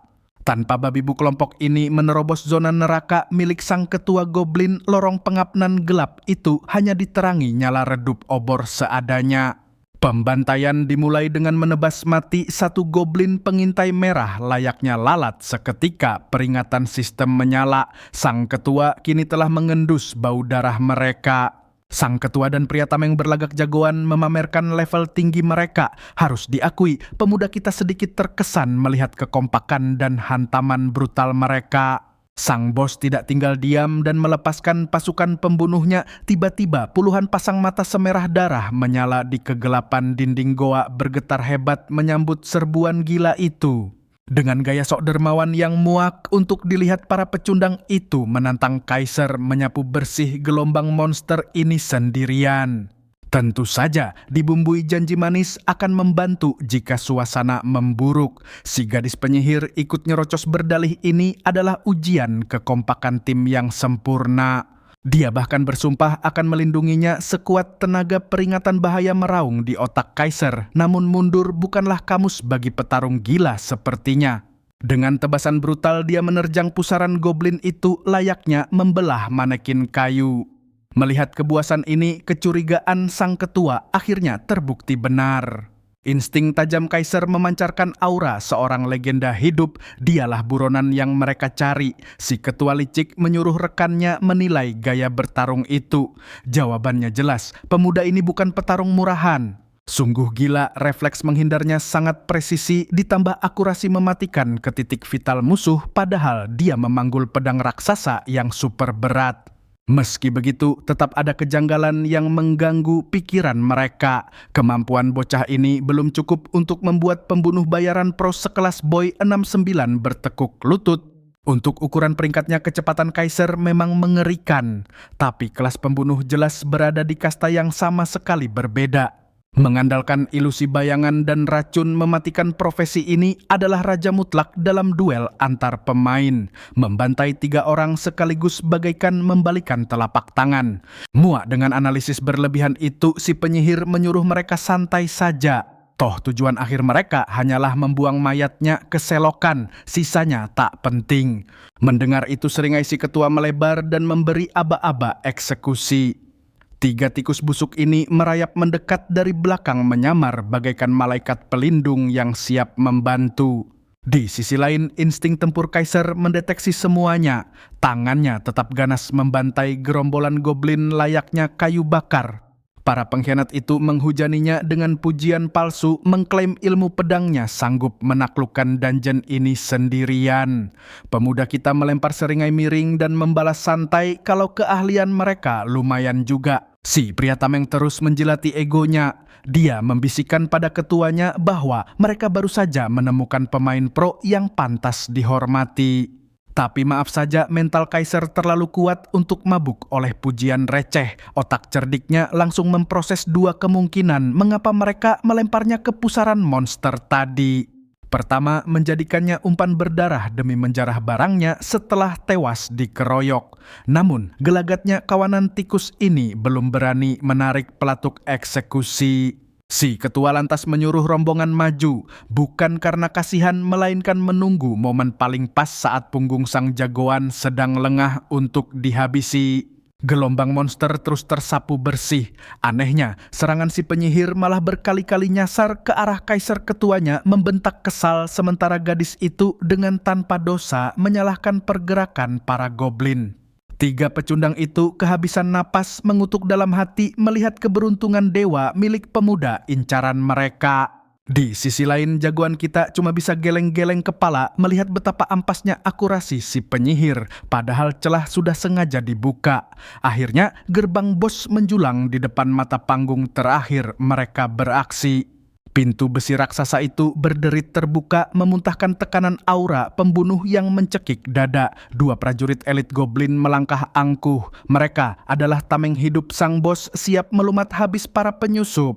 Titah licik turun dari sang ketua. Kaiser diperintah menahan mereka, sementara sisanya mengurus hal lain. Alangkah terkejutnya mereka, sosok pemuda itu mendadak menguap di udara. Pasukan elit kini berbalik mengincar si pengkhianat. Si pria tameng mengumpat keras, sadar bahwa tikus buruannya sudah mencium bau kebusukan mereka. Sambil menunjuk ke depan, si penyihir berteriak panik menyuruh tameng tolol itu menahan gempuran musuh, bukan malah merengek. 2 pria itu mati-matian menahan benturan senjata. Sambil menahan urat leher, mereka memerintahkan gadis itu melepaskan sihir api sebelum tulang mereka remuk. Mantra bola api baru saja dirapal, tapi mendadak sebongkah batu raksasa melesat gila mencium wajahnya. Tubuhnya nyaris tak selamat saat menghindar. Mata gadis itu membelalak ngeri melihat monster raksasa di baliknya. Bos Goblin dengan timbunan lemak berlapis dan dagu berlipat melangkah keluar dari kegelapan auman buasnya meledak sukses membuat fondasi ruangan berguncang hebat. Merasa aneh rekan berbadannya besarnya berbalik membentak agar jangan melamun di tengah perang. Namun wajah penyihir itu telah seputih kapas, persis seperti baru saja ditatap oleh malaikat pencabut nyawa sesungguhnya. Dari bayang-bayang Kaiser melangkah keluar dengan senyum ramah yang mematikan, dia bertanya apa hubungan mereka dengan si pembunuh bayaran. Terpojok dan gemetar kebenaran pun bocor dari mulut gadis itu. Sebagai usaha terakhir, dia mengemis agar Kaiser membantu membersihkan dungeon ini lebih dulu sebelum saling membunuh. Lagi pula, mana mungkin dungeon sialan ini bisa ditaklukkan sendirian tanpa anggota party lengkap. Kaiser mengangguk santai membenarkan logikanya. Cewek itu mendesah lega mengira si karakter utama kita ini sudah mulai waras. Sampai sebuah bilah sepanjang 60 cm menembus jantungnya tanpa ampun, Kaiser menegaskan dia sama sekali tidak peduli pada omong kosong logis. Saat dua pecundang lainnya sibuk dikeroyok pasukan elit Goblin, Kaiser malah santai menerima notifikasi hadiah usai membantai si parasit. Seringai puas muncul di wajahnya. Taktik gilanya berhasil sempurna. Begitu Goblin elit muncul, dia langsung mengaktifkan serangan punggung pada mayat terdekat. Skill assassin itu membuatnya lenyap tak kasat mata bak hantu. Setelahnya, dia cuma sembunyi manis menunggu mangsanya lengah dalam pertarungan. Si ketua parti menatapnya ngeri mengira Kaiser sudah benar-benar gila. Dia tak habis pikir cowok ini nekat menyeret mereka mati bersama. Dengan santai, Kaiser menyuruhnya menebak prinsip hidupnya. Jelas saja si ketua makin emosi. Sambil tersenyum remeh, Kaiser mencabut belati jarahannya dan mempertegas semuanya. Pantang sudi bekerja sama dengan parasit bermuka dua rahang, si ketua sontak jatuh begitu mengenali belati familiar tersebut. Senjata milik bocah assassin 69 yang kini jadi mainan baru Kaiser jagoan. Kita menyeringai lebar puas melihat reaksi ketakutan mangsanya. Namun si ketua juga kebingungan melihat seorang pendekar pedang memakai belati. Ibarat memberi obeng pada seekor monyet bodoh, rasanya sangat tak masuk akal. Si brengsek itu membentak menantang bagaimana cara Kaiser menaklukkan dungeon sendirian. Padahal bos Goblin punya ketahanan fisik level dewa yang mustahil ditembus. Belati rongsokan sekecil itu takkan bisa menggores kulitnya sedikit pun. Alih-alih gentar, Kaiser cuma mengangkat bahu santai dengan taktik jeniusnya. Efek pendarahan tidak dihitung sebagai serangan fisik dan itulah kunci emas kemenangannya. Ketua parti itu langsung berteriak frustrasi menganggap mustahil efek pendarahan. Murahan bisa membantai bos tingkat tinggi. Menyeringai layaknya iblis, Kaiser memperjelas ini bukan efek pendarahan kelas teri. Detik berikutnya dia melesat hilang bak kilat dan mendadak muncul mematikan. Belum sempat otak lambannya mencerna bar nyawanya, langsung terjun bebas. Jurang perbedaan status antara Kaiser dan si pecundang itu terlalu ekstrem. Makin jauh beda levelnya, makin mematikan juga efek tebasannya. Baik prajurit elit maupun si ketua parti mendadak memuntahkan darah kental dalam jumlah gila. Sambil tersedak amarah, si ketua memaki sistem busuk yang menghukumnya cuma karena punya status lebih tinggi. Padahal jarak level mereka juga tidak jauh. Jarak mereka cuma 4 level, pasti ada trik tersembunyi gila di balik pendarahan brutal ini. Sementara itu, Kaiser menikmati hasil karyanya dengan kepuasan absolut. Di atas kertas itu murni skill gacha level 20 biasa. Tapi siapa sangka ada syarat langka tersembunyi yang membuat efek mematikannya bisa ditumpuk. Menumpuk efek status itu hal langka di dunia game manapun. Sialnya bagi mereka, Kaiser punya combo mematikan untuk melipat gandakan daya hancurnya. Otaknya sudah buntu, si pecundang ini nekat menuduh Kaiser pakai program ilegal. Di sisa napas terakhirnya dia memaki Kaiser sebagai bajingan curang. Benar-benar ironis keluar dari mulut pembunuh berjuluk pedang bangsat. Melihat sang ketua tumbang si tanker, langsung menjerit histeris memanggil temannya. Wajahnya pucat pasi, dia baru sadar telah mencari gara-gara dengan iblis yang salah dan sekarang nyawanya benar-benar di ujung tanduk. Rencana busuk mereka hancur lebur, teman-temannya malah terkapar menjadi mayat dingin di lantai dungeon. Terlambat baginya menyadari mereka tak pernah menjadi sang pemburu. Sejak detik pertama Kaiser sudah mempermainkan mereka layaknya boneka kotor. Saat si tanker akhirnya berniat kabur, semuanya sudah berakhir tragis. Berbekal pelindung tebal, dia ambruk layaknya sekarung kentang hanya dengan satu tebasan belati. Meski sempat merangkak, dia akhirnya tewas mengenaskan dalam hitungan detik.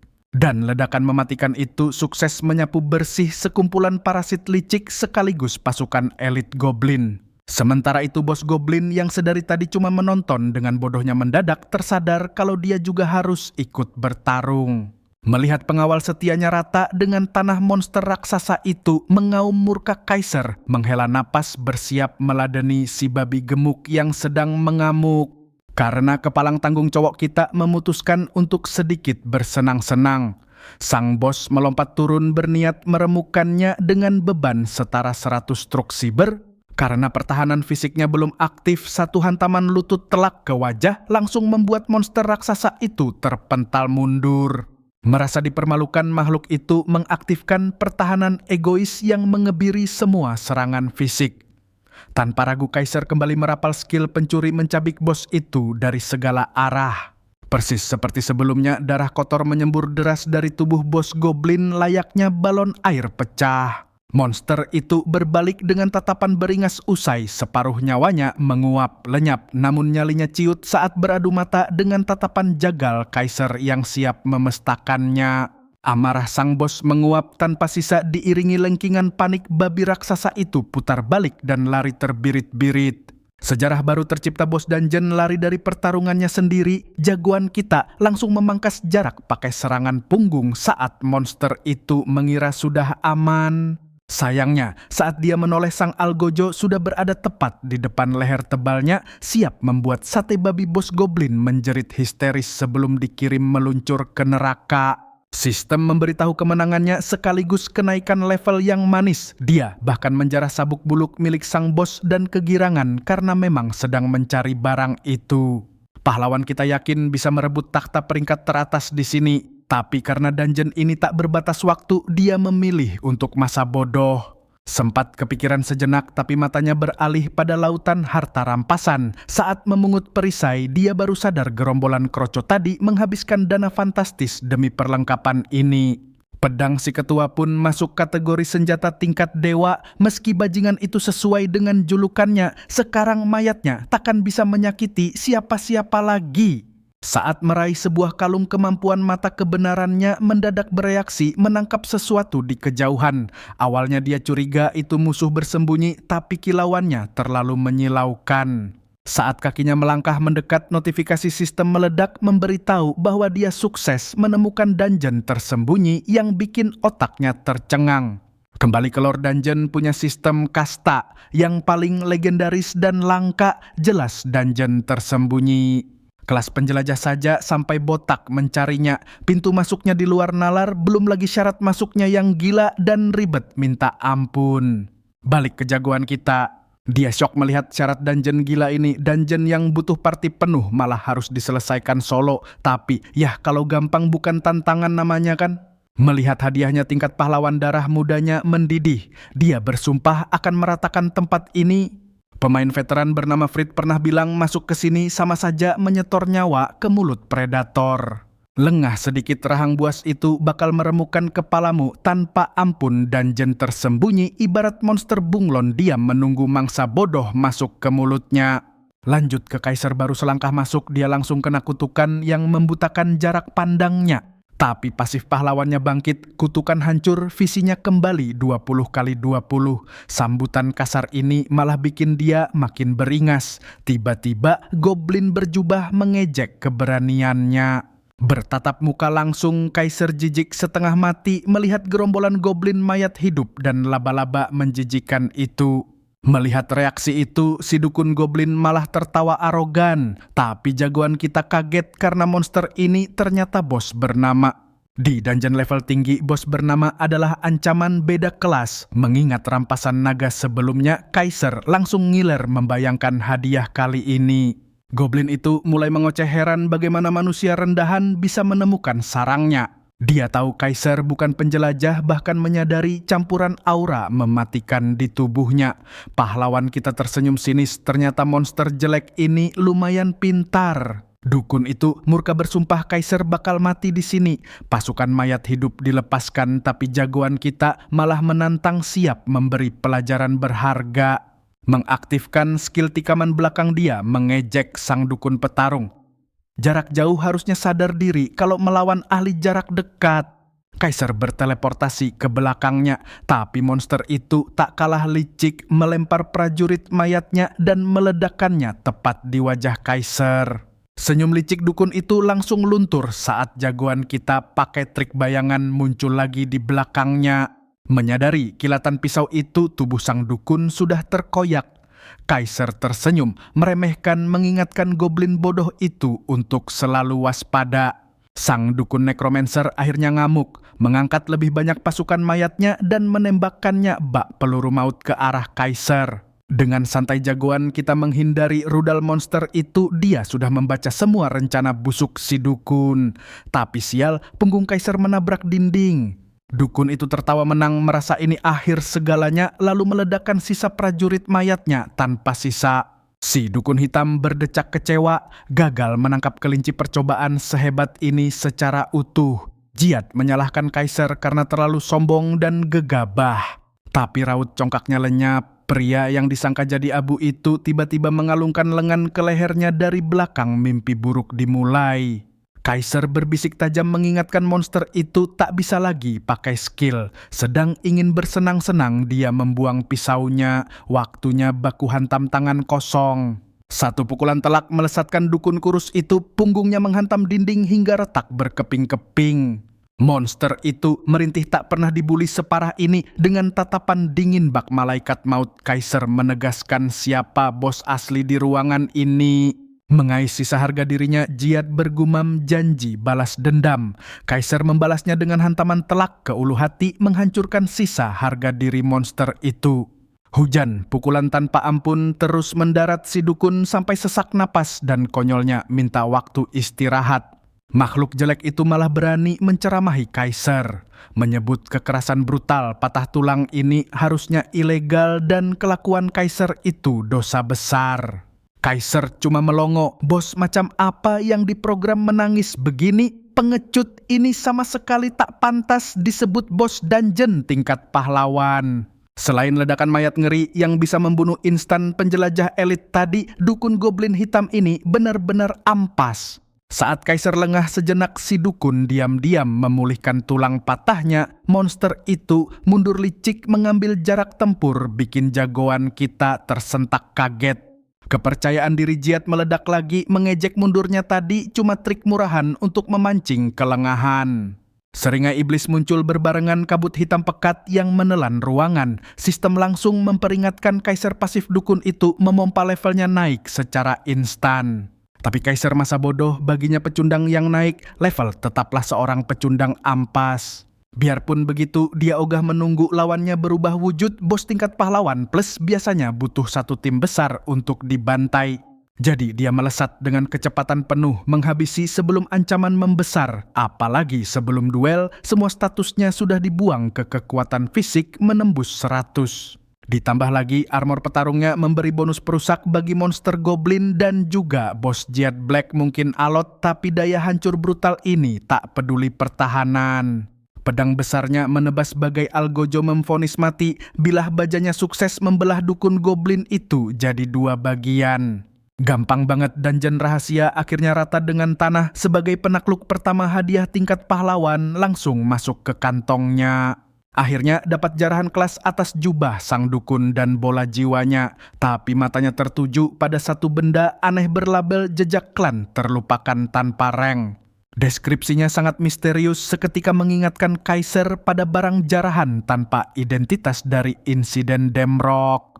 Mengabaikan itu, dia fokus ke hadiah pamungkas. Awalnya dia mengira kartu monster misterius ini cuma menambah status atau sekadar buff biasa. Saat ditekan gila, itu kartu penjaga tingkat pahlawan yang memanggil dukun goblin buat melindunginya. Antusiasme Kaiser langsung terjun bebas ke jurang. Sialan. Alih-alih naga atau harimau buas seperti pameran mantan rekan setimnya, dia malah ketiban apes dikuntit goblin burik yang jauh dari kata keren. Tapi sudahlah, daripada bacot duluan, mari kita tes sejauh mana kemampuan ampas ini. Alih-alih dukun kegelapan yang mengerikan, wujudnya malah mirip boneka gacha murahan. Makhluk cebol itu mengerjap bingung menatap manusia yang dulu ingin dibunuhnya, sementara Kaiser kini menjulang bagai raksasa penakluk. Kaiser menepuk jidat melihat badut mini berkedok penjaga ini.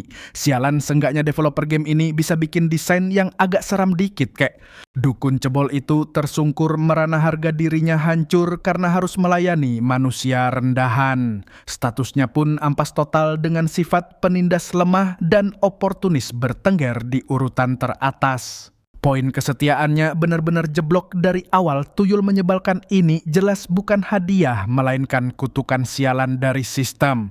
Parahnya lagi, peringatan sistem menyala merah. Pengkhianat cilik ini bakal dengan senang hati menusuknya dari belakang kalau ada kesempatan. Menatap wajah tengik Jet, Kaiser langsung sadar makhluk parasit ini haram hukumnya dibiarkan berkeliaran tanpa pengawasan ketat. Pemuda itu melangkah maju dengan aura membunuh yang kental. Merasa terancam oleh raksasa di depannya, si cebol kurang ajar itu masih berani menggonggong menantang niat manusia kotor sepertinya. Kaiser cuma bisa terbelalak. Nyali monster burik ini nyebut majikannya kotor benar-benar di luar nalar. Namun aura kematian Kaiser seketika membungkam Jiat yang baru sadar nyawanya sedang di ujung tanduk. Kesabaran habis, dukun tanpa otak ini butuh bimbingan khusus. Kaiser pun mengajarkan makna sejati dari kata majikan lewat sesi penyiksaan fisik yang super brutal. Plak Book Simfoni, pendidikan yang merdu menggema di seluruh gua.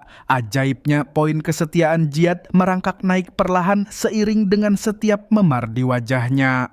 Sesi membantai usai, sang protagonis akhirnya menyeret tubuhnya keluar dari sarang penyamun.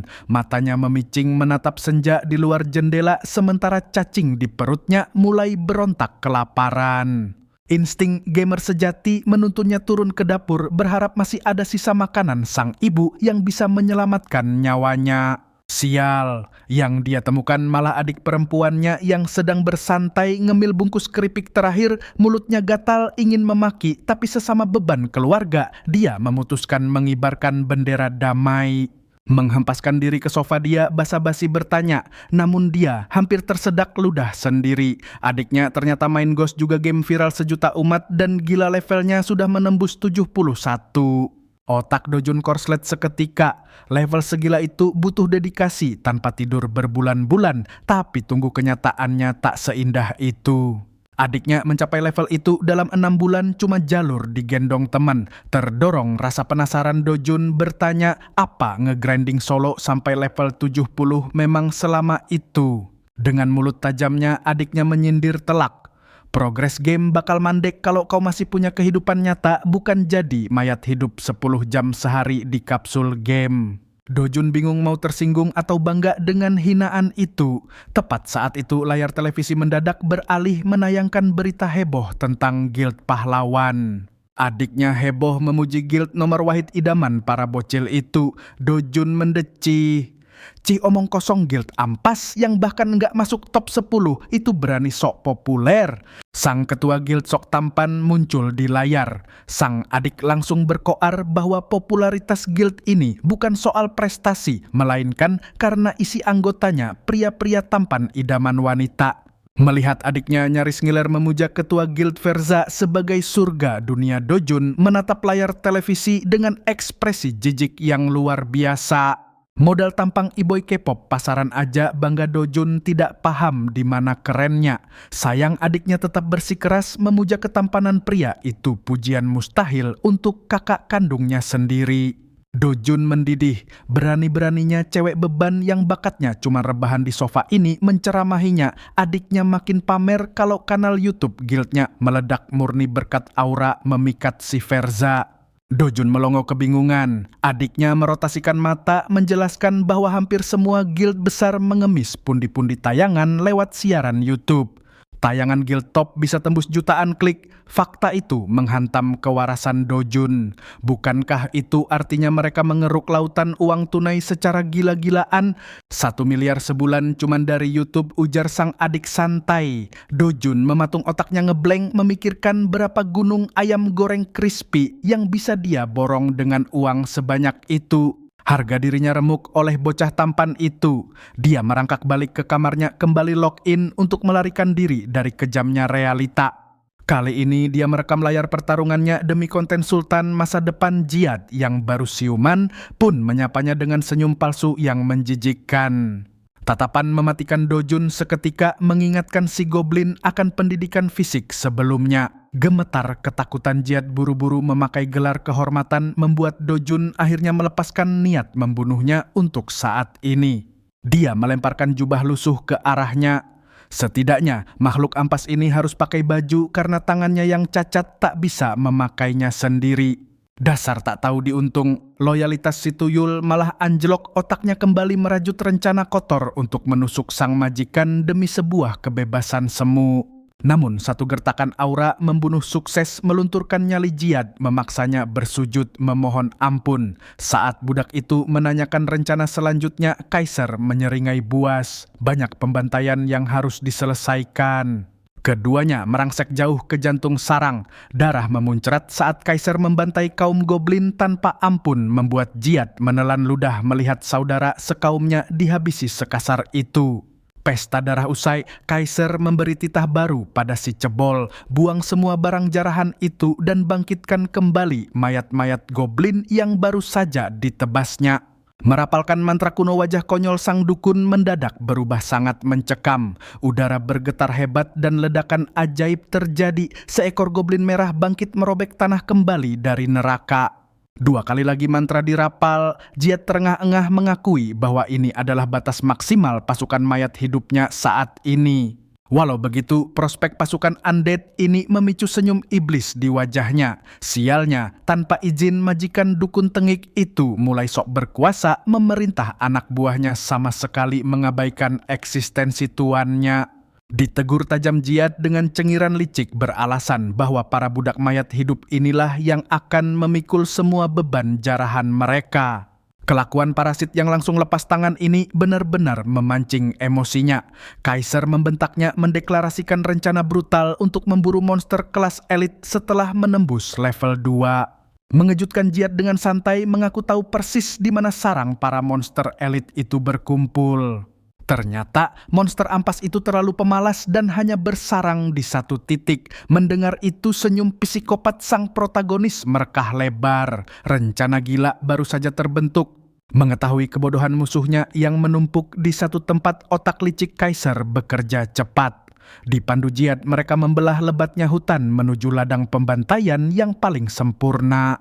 Di sanalah mereka menemukan kemah monster setengah manusia berkepala goblin. Jihad menatap tuannya yang menyeringai ganas, memastikan target mematikan mereka akhirnya sudah terkunci. Senyum gila terbentuk di wajah Kaiser saat melihat camp itu. Menemukan markas ini memicu misi dadakan ujian para petarung. Menyelesaikan misi ini akan memberinya 100 emas, sedikit poin pengalaman keahlian, dan 1 tiket undian keahlian tingkat menengah. Kalau sudah ada urusan tiket gacha, bocah ini pasti bakal berjuang mati-matian. Tanpa membuang sedetik pun dari batas waktu 48 jam, dia langsung menerjang markas memancing perhatian para monster elit. Buat apa sembunyi-sembunyi, dia akan langsung menerjang membabi buta. Hebatnya para monster elit itu tidak gentar dan langsung mengangkat senjata mereka. Dia menghindari serangan pertama dengan waktu yang super presisi. Memanfaatkan momentum putarannya, Kaiser menyerang dari atas. Dengan pedang besarnya yang masih tersarung, dia menggunakan lututnya untuk menghantam wajah jelek monster itu. Serangan brutal ini merontokkan gigi dan menghancurkan hidung si monster malang. Tanpa menoleh sedikit pun, fokus Kaiser beralih ke sisa monster di camp. Kali ini, dia dengan mulus memanggil belati jarahannya dari dalam inventaris. Hanya dengan 1 tebasan vital, dia merobek titik lemah 3 monster berturut-turut. Serangan yang tidak mematikan itu meninggalkan efek pendarahan yang sangat parah. Hanya dalam hitungan detik dia meratakan kamp elit itu dan menyisakan satu monster putus asa. Menguji kekuatan penuhnya melawan keahlian pedang monster itu, Kaiser menangkis dengan belatinya. Monster buas itu terkejut setengah mati saat ayunan penuhnya berhasil ditahan oleh senjata yang jauh lebih kecil. Karena pertahanannya terbuka lebar, dia menendang keras perut monster itu hingga napasnya tercekat. Sebagai penutup serangan dadakannya, dia langsung meraih senjata utamanya. Dia mengayunkan pedang besar merahnya hingga batas maksimal memaksa monster itu meneriakkan raungan terakhirnya. Kaiser membelah bedebah malang itu menjadi dua tanpa perlawanan sama sekali. Dari serbuan pertama hingga tebasan terakhir, dia hanya butuh beberapa detik untuk mewarnai camp itu dengan darah dan menyelesaikan misinya. Jihad menonton dari jarak aman saat tuan gilanya membantai pasukan elit tanpa berkeringat sedikit pun. Dia sudah merasakan betapa mengerikannya pria ini saat di hutan barat. Pria ini tidak bisa disebut manusia, jauh lebih pantas memanggilnya iblis sang jelmaan setan itu sendiri. Kaiser menancapkan pedangnya ke tanah dan memperluas jangkauan indranya. Sekarang para petarung sudah lenyap, ancaman selanjutnya pasti akan muncul sebentar lagi. Sesuai dugaan bos area tersembunyi Kuruk, si prajurit agung goblin berlari kencang keluar dari hutan. Misi dadakannya otomatis naik tingkat menjadi ujian prajurit agung. Kuruk adalah bos area elit tersembunyi yang punya nama seorang prajurit tangguh dengan keahlian penguatan tubuh dan mode mengamuk. Pemain normal pasti sudah kencing di celana ketakutan melihat monster ini, tapi di mata Kaiser dia cuma kantong harta berjalan. Dia memegang pedang besarnya dan maju menerjang sang bos area tersembunyi. Jihad mencoba memperingatkan bahwa melawan bos area sekelas ini sendirian itu terlalu nekat, tapi tuannya sama sekali tidak peduli. Kapak perang es milik Kuruk dipenuhi aura serangan brutal. Begitu pedang mereka beradu senjata besar, Kaiser pasti hancur berantakan. Menyadari hal itu, Kaiser menghindari bentrokan langsung dengan pameran keahlian pedang yang mengerikan. Kuruk dibuat linglung dan kebingungan karena gagal mengakhiri pertarungan dalam satu pukulan. Sama halnya dengan Jihad yang keheranan. Sepersekian detik sebelum kapak perang itu menghancurkan senjatanya, Kaiser mengubah sudut pedang besarnya dan menyelamatkan perlengkapan berharganya. Dia mendongak dan menatap goblin raksasa itu dengan tatapan mengejek. Provokasinya sangat efektif. Kuruk mengangkat kapaknya tinggi-tinggi gatal ingin memulai ronde kedua. Dari jarak sedekat ini, Kaiser membelokkan semua momentum mematikan dari senjata es goblin tersebut. Mereka terus baku hantam tanpa pergerakan kaki yang rumit. Mereka hanya berdiri tegak dan saling menghujani pukulan demi pukulan. Seumur hidupnya yang ratusan tahun, Jihad belum pernah melihat aksi gila seperti ini. Kaiser sama sekali tidak tercabik atau terpental mundur berkat teknik tangkisannya yang sangat sempurna. Dia menetralkan setiap serangan dengan santai, murni menggunakan keahliannya. Seperti yang kalian tahu, menangkis adalah langkah kuat tapi sangat berisiko. Melenceng sedikit saja habislah sudah. Ini salah satu dari sedikit keahlian bertahan yang bisa dipakai pendekar pedang. Kebanyakan pemain menggunakannya untuk menekan monster biasa yang mudah ditebak. Kalau kondisinya pas dan penggunanya cukup jago, tangkisan sederhana bisa mementahkan keahlian legendaris sekalipun. Karena tingkat keberhasilannya yang ampas dan super rumit, nyaris tidak ada pendekar pedang yang memakainya di pertarungan nyata. Beruntungnya, Kaiser mendapatkan keahlian berisiko tinggi dengan imbalan besar ini dari undian gacha tingkat rendah. Begitu jeda waktu serangan brutalnya selesai, Kuruk kembali melepaskan ayunan mautnya. Kali ini Kaiser membiarkan bos area itu menghantam tanah murni lalu berteleportasi seketika ke belakang si goblin dungu. Saat Kuruk menyadari titik butanya diserang, Kaiser sudah tersenyum sinis dengan seringai iblisnya. Jihad hanya bisa terpana saat tuannya membantai bos yang seharusnya dikeroyok banyak pemain. Dalam satu pertunjukan, daya hancur mutlak tebasan bulan sabit memenggal kepala monster raksasa itu. Bos area tersembunyi prajurit agung goblin Kuruk berhasil dilenyapkan secara total. Kaiser menyelesaikan ujian prajurit agung dan pencapaiannya tercatat di buku petualangan. Dia mendapat imbalan 200 emas poin pengalaman dalam jumlah besar dan 2 tiket undian keahlian menengah. Kaiser masa bodoh dengan hadiah lainnya, matanya langsung tertuju pada tiket gacha itu. Dia kegirangan seperti manusia purba yang baru menemukan api. Setiap kali melihat tuannya menari konyol begitu, Jihad tidak bisa menahan rasa malunya. Saat bertarung pria ini layaknya iblis yang membantai segala rintangan. Tapi begitu tiba waktunya gacha, dia berubah jadi bocah paling dungu di dunia. Begitulah nasib pecandu gacha, dia langsung menarik tiketnya dan memencet tombol pakai dengan kecepatan cahaya. Hormon kebahagiaan membanjiri otaknya saat deretan kemungkinan keahlian muncul di depan mata. Kartu pertama memberinya keahlian bela diri langkah tendangan naga terbang. Kartu kedua memberikan keahlian langka dari kelas pendukung bernama hantaman bertenaga. Tarikan keahlian dukungan ini gila-gilaan. Ini adalah keahlian inti untuk para pendukung. Durasinya 40 detik dengan jeda waktu 40 detik yang berarti aktif 100% tanpa henti untuk menambah 40 poin serangan fisik. Keahlian ini menyulap pedang biasa menjadi senjata berdaya hancur sekelas pedang besar tanpa efek samping. Hari ini dia benar-benar menang telak. Keahlian ini sangat cocok untuknya sampai rasanya dia mau menangis bahagia. Petarung garis depan yang bisa memperkuat dirinya sendiri adalah idaman mutlak pemain solo. Tendangan naga terbang itu hanya sekadar bonus manis. Dia selalu menginginkan keahlian itu dengan satu alasan sepele, karena kelihatannya keren mampus. Bos medan tersembunyi itu juga menjatuhkan atasan dan bawahan kulit merah milik Kuruce. Keduanya zirah tingkat pahlawan. Gila, dia bahkan meraup pelindung bahu langka plus merah biru dan cincin esensi kuruk aksesoris tingkat pahlawan sungguhan. Akhirnya Kaiser membuang set goblin sialan itu demi peningkatan gila-gilaan. Setelan tempur, agung merah biru kuruk kini membalut tubuhnya. Efek setnya brutal, jangkauan serangan hantaman naik 10%, kerusakan jarak dekat bertambah 6,5% dan plus 4 untuk semua status. Set dwi warna ini membuat auranya makin sangar. Jihad memuji tuannya dengan gemetar mengakui aura Kaiser yang kelewat mengerikan. Sang master bangsat itu malah menganggap ketakutan budaknya sebagai sanjungan manis. Kadang dia sendiri ngeri melihat seberapa dewa kekuatannya sekarang. Melihat Kaiser tenggelam dalam ego arogannya, Jihad menyerah untuk mengobrol normal. Kesombongan itu mendadak dijegal notifikasi sialan kesetiaan si goblin kecil turun 1 poin. Tahu si cecunguk itu diam-diam mengumpat Kaiser langsung menghunuskan pedang besarnya. Sebuah ancaman maut agar Jihad tak macam-macam kalau nyawanya belum bosan di badan. Untungnya rasa takut adalah cambuk paling ampuh untuk menjaga kesetiaan Jihad.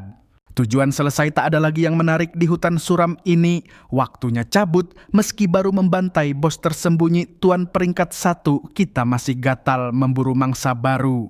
Satu mangsa tewas, waktunya melanjutkan pembantaian beruntun. Tapi untuk pindah ke kota berikutnya, Kaiser harus melewati ujian benua sialan ini dulu. Kebetulan sekali ujiannya adalah memburu Ratu Laba-Laba Eliza dan mencapai level 24. Target empuk itu bersarang di hutan barat. Seperti biasa, gerbang sarang bos selalu dipenuhi kerumunan pemain bodoh yang mau mengadu nasib. Puluhan pecundang berkumpul menunggu kemunculan bos 10 menit lagi. Gosipnya, monster itu terakhir muncul di jaring timur. Ratu itu bisa saja mengulangi polanya, tapi siapa yang tahu, pasti bos brengsek ini bebas muncul dari barat atau utara sesuka hatinya. Tepat sebelum pertumpahan darah dimulai, Kaiser tiba di sarang penuh jaring itu. Dia menanyai si goblin botak tentang lokasi kemunculan pastinya. Jihad menyebut Ratu Laba-Laba itu monster generasi baru. Dia sama sekali tak paham. Kaiser mendecak kesal mengira si cebol ini hafal isi hutan. Sial, Kaiser terpaksa ikut main tebak-tebakan seperti pemain figuran lainnya. Dimanapun bosnya muncul, dia selalu bisa memakai tikaman belakang untuk menerjang. Tiba-tiba sifat pembantainya aktif, sebuah kecurangan mutlak yang mempecundangi semua orang. Sifat itu langsung memetakan titik kemunculan Ratu Laba-Laba Eliza di kepalanya.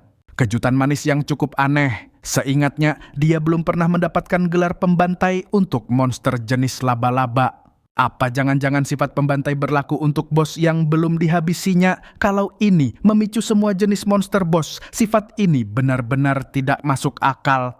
Dia akan menguji kegilaan ini nanti. Sekarang yang paling penting hanyalah mencincang bos Medan yang ada di depan mata. Saat ini kemampuannya dirancang khusus untuk memonopoli bos Medan. Begitu penghitung waktu 10 menit habis, Kaiser lenyap, meninggalkan para pemain amatir itu makan debu. Dia berteleportasi tepat di belakang bokong berbulu raksasa milik Ratu Laba-Laba Eliza. Tanpa ada cecunguk lain di gua bawah tanah ini, dia bebas mengamuk. Kombinasi maut sifat pembantai dan tikaman belakang ini benar-benar curang. Jihad yang terseret ikut berteleportasi dibuat melongo melihat trik gila sang majikan. Berdiri menghadapi Ratu Laba-Laba Eliza yang mulai mengamuk, Kaiser sedikit terkejut melihat ukurannya. Laba-laba raksasa itu meraungkan namanya seperti Pokemon langsung menerjang pemain tunggal tersebut. Membaca gerakan lawan, Kaiser melompat mundur. Saat jarak aman tercipta, dia memakai tikaman belakang dan lenyap dari pandangan. Ratu Laba-Laba itu telat menyadari bahaya dari belakang. Mampus Kaiser menemukan samsak tinju yang sempurna untuk menguji tendangan naga terbang barunya. Kerusakannya meroket berkat efek set tambahan 6%. Yang terpenting, dia tidak salah sangka. Serangan ini terlihat sangat gila dan keren. Ledakan kerusakan mematikan membuat seluruh bola mata Eliza menangis kesakitan. Kasih pria ini penutup mata dan panggil dia dewa bela diri. Satu tendangan itu setara dengan keterampilan pamungkas. Ratu Laba-Laba itu terlempar menembus gua, wajahnya menghantam tanah dengan keras. Tak berniat memberi ampun, Kaiser menghunus pedang besarnya dan melesat maju. Eliza menelan luka kritis yang parah, tubuh raksasanya kesulitan untuk bangkit kembali. Lumpuh akibat hantaman pertama bos itu jadi sasaran empuk saat Kaiser mencincangnya seperti daging segar. Tanpa notifikasi kematian, pembantaian sepihak ini takkan berhenti. Dia meningkatkan kecepatannya ke tingkat dewa. Kaiser memakai keterampilan menyerang untuk mendongkrak kekuatan serangannya secara gila-gilaan. Peningkatan tenaga yang brutal itu menggetarkan udara. Auranya menjadi mengerikan dan menindas sisa amarah sang ratu. Laba-laba langsung berubah jadi ketakutan absolut merasakan energi pembawa maut dari sang penyerang. Kaiser memanggil wujud naga yang jauh lebih ganas lewat tendangan naga terbang. Kaki bajingannya menghantam kepala sang ratu, berniat menghancurkan otaknya menjadi bubur. Eliza memuntahkan cairan empedu yang menjijikkan saat harapan hidupnya menguap. Tekanan tendangan itu sampai menggetarkan tanah dan menghancurkan seisi gua. Jihad cuma bisa bersembunyi di balik batu dengan gemetar. Jauh di lubuk hatinya, dia mengasihani monster-monster yang berurusan dengan tuannya hari ini. Di ambang kematian, Ratu Laba-Laba itu menatap Kaiser dengan mata memohon. Tapi si bajingan ini malah makin muak mendengar rintihan nama Eliza seperti kaset rusak. Pertarungan sudah berakhir, tapi sisi sadisnya malah mengambil alih. Kaiser menyingkirkan senjatanya, bersiap memukuli monster itu dengan tangan kosong. Monster itu mungkin tak paham bahasa manusia, tapi dia sadar neraka baru saja dimulai. Jihad hanya bisa mendengarkan suara kepalan tangan yang meremukkan daging bos tersebut. Kekejaman tuannya langsung memberinya trauma masa lalu. Jihad tak asing dengan siksaan tangan besi itu. Tinju Kaiser membombardir belasan kali per detik, menguras habis poin kesehatan sang laba-laba. Mendengar monster itu terus meneriakkan nama Eliza, ingatan Jihad mendadak bangkit. Dia pernah mendengar nama itu sebelumnya. Tersadar akan sesuatu, Jihad nekat berlari ke medan perang dan memohon agar tuannya berhenti. Dia mempertaruhkan nyawanya menghadapi murka Kaiser, memohon sang bajingan itu menghentikan tinjunya.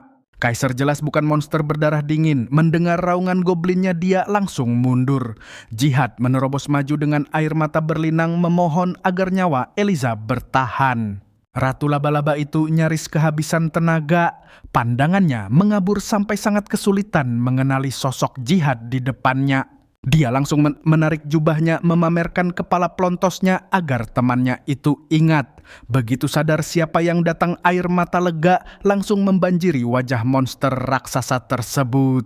Dua bos ini punya sejarah panjang sejak 150 tahun silam. Dulu dia hanyalah bayi laba-laba kecil yang imut. Kebiasaannya cuma satu terus-terusan merapalkan namanya sendiri, Liza. Jihad belum pernah melihat spesies seunik ini. Berawal dari iseng, dia mengajak si laba-laba untuk ikut berpetualang dan ajaibnya ajakan itu langsung disetujui. Liza selalu menemaninya melewati malam-malam panjang penuh riset gila. Namun karena nama Liza terdengar terlalu biasa, Jihad menambahkan huruf E di depannya. Tentu saja Eliza kegirangan mendapat nama panggilan keren dari sobat goblin barunya. Awalnya dia kesulitan menyebut nama barunya sendiri, tapi Jihad memutuskan untuk terus memanggilnya Eliza. Hingga suatu hari Jihad harus pergi ke tempat yang terlalu kejam bagi laba-laba kecil. Medan itu bagaikan neraka bagi Jihad, apalagi untuk temannya. Sebelum pergi, dia menebar janji akan segera pulang. Gadis laba-laba ini menunggu dengan setia, tak bergeser seinci pun dari posisinya. Eliza diam mematung entah sampai kapan, tapi temannya tak kunjung datang. Hari berganti dan bulan pun memudar. Dari fajar sampai malam buta, dia bertahan. Setahun lewat, dia masih menunggu. Satu dekade hancur, dia tetap menunggu. 100 tahun berlalu dan dia masih di sana. Eliza terus menanti hari yang mustahil datang menggenggam janji kosong belaka. Gubuk yang dia anggap rumah akhirnya hancur dimakan kejamnya waktu. Begitu semuanya runtuh, Eliza kecil terpaksa menyeret langkahnya menuju ganasnya hutan barat. Setelah lebih dari seabad hanya menjadi penunggu, dia membulatkan tekad kembali ke tempat pertama kali mereka bertemu.